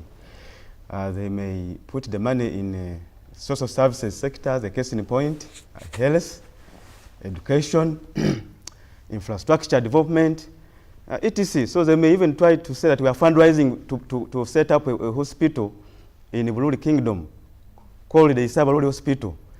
So, in other words, the subjects of the Issa Baluuli will benefit in terms of accessing health services. Or they can say we want to set up a university in the Buliuli Kingdom. So there are so many opportunities that we are going to benefit as a result of this conversion. Two, we have what we call, you mentioned about it, business connections and networking. We shall network and get more friends that shall be helpful in terms of development, in terms of innovation, inversion, creativity, that shall improve on the social functioning of our people, Buliuli Kingdom in particular, and Uganda at large. So majorly, we expect more benefits, Brother Robert. Maybe Alex can also. Yes, Alex, what you anticipate? Yes, sir. We expect a lot. First of all, at the Issa Baluuli and his entourage, his team, will be taken around different states of Canada. And we urge all the participants that is going to be part of us. So they will move with, we want to do this with all the registrants, the people who come with us. We are going to take them around to different states in Canada. We see, because first of all, wherever you appreciate other people's development, it becomes a debt. It's something you will need to bring back home. So we have a program whereby all our team that we are going to move with, we are going to visit hospitals, health facilities, the social places like football pitches in Canada, because Canada is going to organize, is one of the countries that are going to organize this upcoming World Cup tournaments. So we expect that our team which is going to be part of us, we are going to give them the opportunity to move around different states of Canada to see how these people, they have championed the development, how they have delivered, they have been able to deliver social economic transformation in their areas. This is as an inspiration, so that when our teams come back to Uganda, they are inspired to bring the same, to do the same. So we have a fully packed program whereby we expect that this time around it's not going to be a eat and drink and dance only. No, yes, those will happen, but we want people to pick a vision, because wherever you see an organized in something which is very, very organized, it inspires you. So we want Ugandans who are going to go there, get inspired, come and invest what they have seen. They come do the same here to Uganda, so that also we can develop as these people from North America, they have been developing. Now, Brother Alex. Yes, sir. Is it paid for by the kingdom? Now, when you have the first deputy prime minister here, how does one become part of this? Why we know where it's going to be, running from which date. This is information that is very critical to the Baluuli watching and well-wishers of the Buliuli Kingdom, most of those in North America, because this is where the convention is going to be. Yes, thank you. Now, the convention, you just go online, you log in www.buliulicultureconvention.canada.ca. From there, you can go and pay online. The convention is you pay a certain fee, which is Canadian dollars, only 300 Canadian dollars, not US dollars, but Canadian dollars. If you intend to exhibit, I think it's like 350 Canadian dollars for the exhibitors. A person who would say, I want to display pull up banners, whatsoever. so that you expose your business. That's the small amount of money you pay. Now, the rest, actually, all the program is online. You can find everything online. Yes. Yeah. So your role is to you pay for the conversion, then the rest of things like hotel, they are referred hotels because the organizers, I mean the host venue, which is Banquet Hall in Toronto, Canada, they have referred to us certain hotels, which has given us discounts for all the participants. So as long as you mention your invitation number, you're given a discount on what? On the hotels. So everything is online. Yes, sir. And running from which date to which date? It's running from 4th to 7th. That is 4th September. to 7th of next month. Now, Canada Immigration has got issues. Actually, it's a long processing of, they take long processing visas. So we advise our participants to utilize the time so that they can give an immigration time to process what? Their visas. So it's better you do it now than thinking that you have a lot of time. Because Canada processing visa can even go up to 4 to 6 months when the visa is not yet out. So we advise anyone who wants to be part of us to do it as early as possible. At least we make sure that by May, all the applicants, those who need visas, by May they have submitted in their visas. But for us who have got the green lights, I think everything is okay.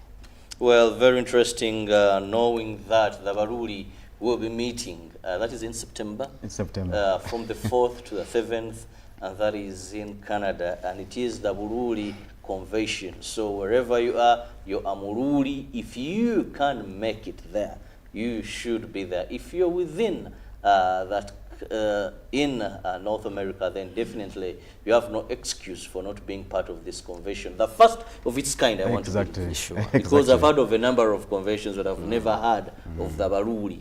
So I believe this is the first of its kind. Yes, sir. Now, one thing that also comes to my mind is how big is the Buliuli population?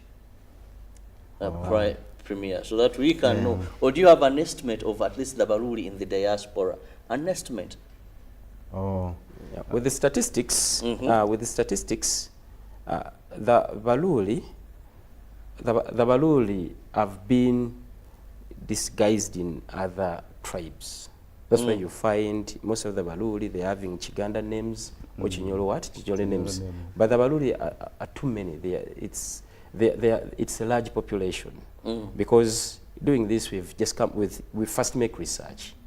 We have, so such conversion is to identify our people and tell them, no, even if you have the Chiganda name, you have the Chinyankole name, this is your roots, this is what you are. So in diaspora, there's a lot of Buliuli. But of course, we have allies and friends. We cannot ignore that. They are allies of Buliuli, they are friends of what? Of Buliuli. So this is a drive. This is a drive to reach, because you may be here also, you are Buliuli. Yes. The member that you cannot, you don't know Buliuli doesn't mean that you may be born in Luwero. And they have some roots there. Most of the people there in Buliuli, they're all Buliuli. You understand? But because of it's a lot of challenges, a lot of history. I have a friend who is a Mululi, Emmanuel Mwesije. I know Emmanuel Mwesije. You could be watching from Nakasongola. We used to refer to him as Obi Nax, the Senior Secondary School there. And we had so many Buliuli. Because I think it's in Luwero. Of course. Exactly. There were so many Buliuli in Luwero, yes. Around there. So you don't have statistics of estimated numbers, but you know that you're many, just that you've been swallowed in other in other tribes, and you believe now that you're coming up with such forums. We shall get now. They will come out from their hiding places and say, now we can identify ourselves as Buliuli. Very interesting. Well, some of the messages coming in, I'll look at a few of them. This is... please give me your name, and let's make this very short. Don't write a very long message. It may be hard for me to go through the entire thing. Now, one says, good, the Buliuli for a long time have been left behind. Oh. And with such, we believe we shall be able to lift our great kingdom. Thank you. So is this true that for a long time? Yes. Yeah, that's very true. Yeah. But now, we actually allow me add more on what our viewers commented. Yeah, for so long we have been really left behind. But now we want to thank really, and this credit goes to the government of NRM. His Excellency His Excellency Kaguta Museveni, Tebuhaburwa, who actually thought it wise that took the initiative. That every culture, every tribe has the mandate and the right to speak their own language and to belong to their own identity, so that they promote their culture, their heritage, and their language. Yeah. So we have unity in diversity. Exactly. Okay, and I remember not so long we see the crowning of your king, taking office, and now we have a fully fledged cabinet. Maybe I'm Mululi, maybe. That is if I'm getting a position in the kingdom. Uganda's that one is done. Go and consult your ancestors. Now that Brother Robert, that is done. The king is watching. The Prime Minister has spoken. The king is watching. Yes. Very soon I'll be on Wechitibwa. Yes. Robert, minister of something, Buliuli Kingdom. If wishes were horses. So host, just a second. I would request my brother, the Premier, at least to give us one sentence in Lururi. To get that feel. I thought that would be our concluding remarks. Oh, okay. Yes. For now, yes, those will be as we are winding up this show. But can he just take a sentence when he's answering a question? It is okay. And when we are winding up. And I'll also be asking in Lururi. I hope what I wrote will be readable. I don't want to make mistakes when the king is watching. So speak Lururi. Well, we are still looking at the Buliuli Convention that is going to be happening in North America, and that is in September from the 4th to the 7th. And very important is its theme is promoting Uganda's culture and heritage in the diaspora, where they're looking for all Buliuli in the diaspora. Wherever you are, please come and be part of this, because they believe that this is going to be one of the ways of looking for many of their own that for some time have not been very aware of what the kingdom is doing, but also lacking some form of identity. You could have attended the Uganda Una Convention, a very strong one there, the Bachiga, the Basoga, all these conventions, but now they are saying the Buliuli are here, come out, the well-wishers, be part of this convention, and there is so much that you stand to benefit. I love the fact that we talked about the financial element there, that those are going to exhibit, networking. The investors, we told you the first day, you're going to be meeting investors. So why, if you are a Mululi, if you are a well-wisher of the Buliuli, why not be part of this lovely convention and see, and also learn more? I believe sometimes I see people from overseas come in Uganda to learn about Uganda. Yet us, we know very little. What do you know about the Buliuli? One time, remember there is an American that came to Uganda, and he was interested about something I found very funny. I even wrote a book of someone called Chibuko Mumbale. So this guy says there's where along some road that this is where the man would fight from, and he had so much history that I knew nothing about. So I was wondering, why would a foreigner know much? And yet for us, we know little about our country, but we are not interested. I would love to know more about the Buliuli. Well, time is not so much on our side. Before I let you go, now it is time for Buliuli. To speak. We are going to speak Buliuli. Oh. Now, chairperson, organizing committee, your parting shot in Buliuli. Amali Marisa Balubi. Mukuru. I want you to speak some good sentences. If you don't know, accept. Please speak to the people in North America. Invite them for the convention. Yes. In Buliuli. Yes, I've been a victim of being in hiding in other languages. So I think I'm learning, and I'm learning. I'm serious. Next time when I come here, I think I'll be the best. You pledge to our brother Robert. I'll be the best Luli speaker. Okay. You're pardoned, you're forgiven. The good thing is there is opportunity for Abaluli elsewhere to come. Now, Prime Minister, yes, please, sir. your parting shot. Thank you. Bakagwa, basebo na banyabo, mwebale muno abaire batubona oku TV yaiswe ne ya UBC TV ekubonebwa ensi n'ensi yona yona.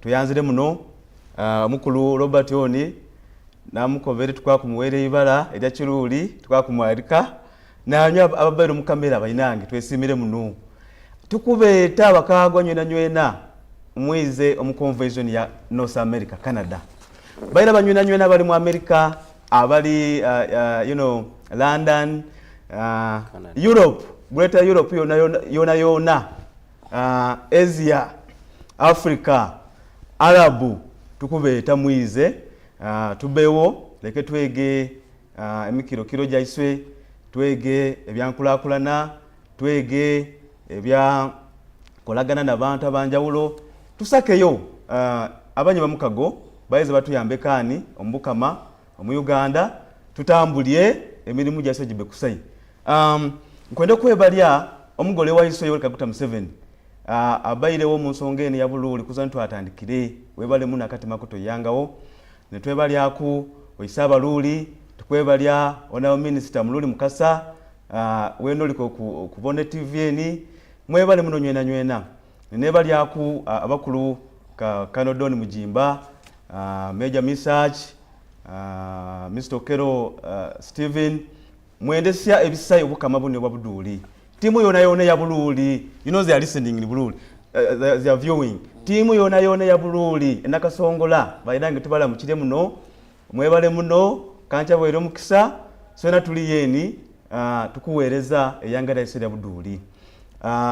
Mwebale muno, timu ya omukulu Bishop Yondo, weno liko okuura, awo ku Victory Church, namungona timu yona ya Life Salvation Church nakasongola muluku timu ya NGO Bureau nanye muli mukubona bayinange nywena mwebale muno naye kantu alomukisa okusembayo kubeeta mwize omu convention ya Canada tubeyo leke tubenga tukutunda yanga yaiswe erya Buliuli ate wena nubanguli yeyo ngoli kwebisa kumukula Alexander nakobere yazwire yatazwireyo wena zwayo zwayo enzireruwo zwayo tukwategane mwirange obumwe nigomani niyanze mudosebo wakinisha olire bali ko wakinisha Robert meaning ofunire mikisa no isaba Luli akwaba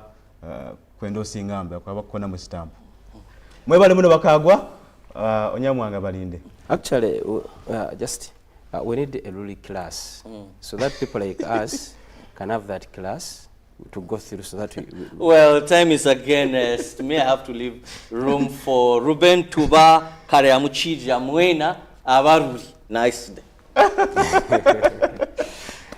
I get it. Google is very nice.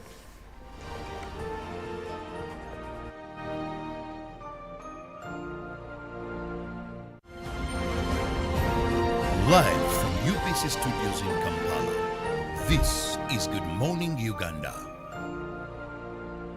Nyati Motion Pictures brings you Tuko Pamoja, Peoples of Eastern Uganda segment. How have they negotiated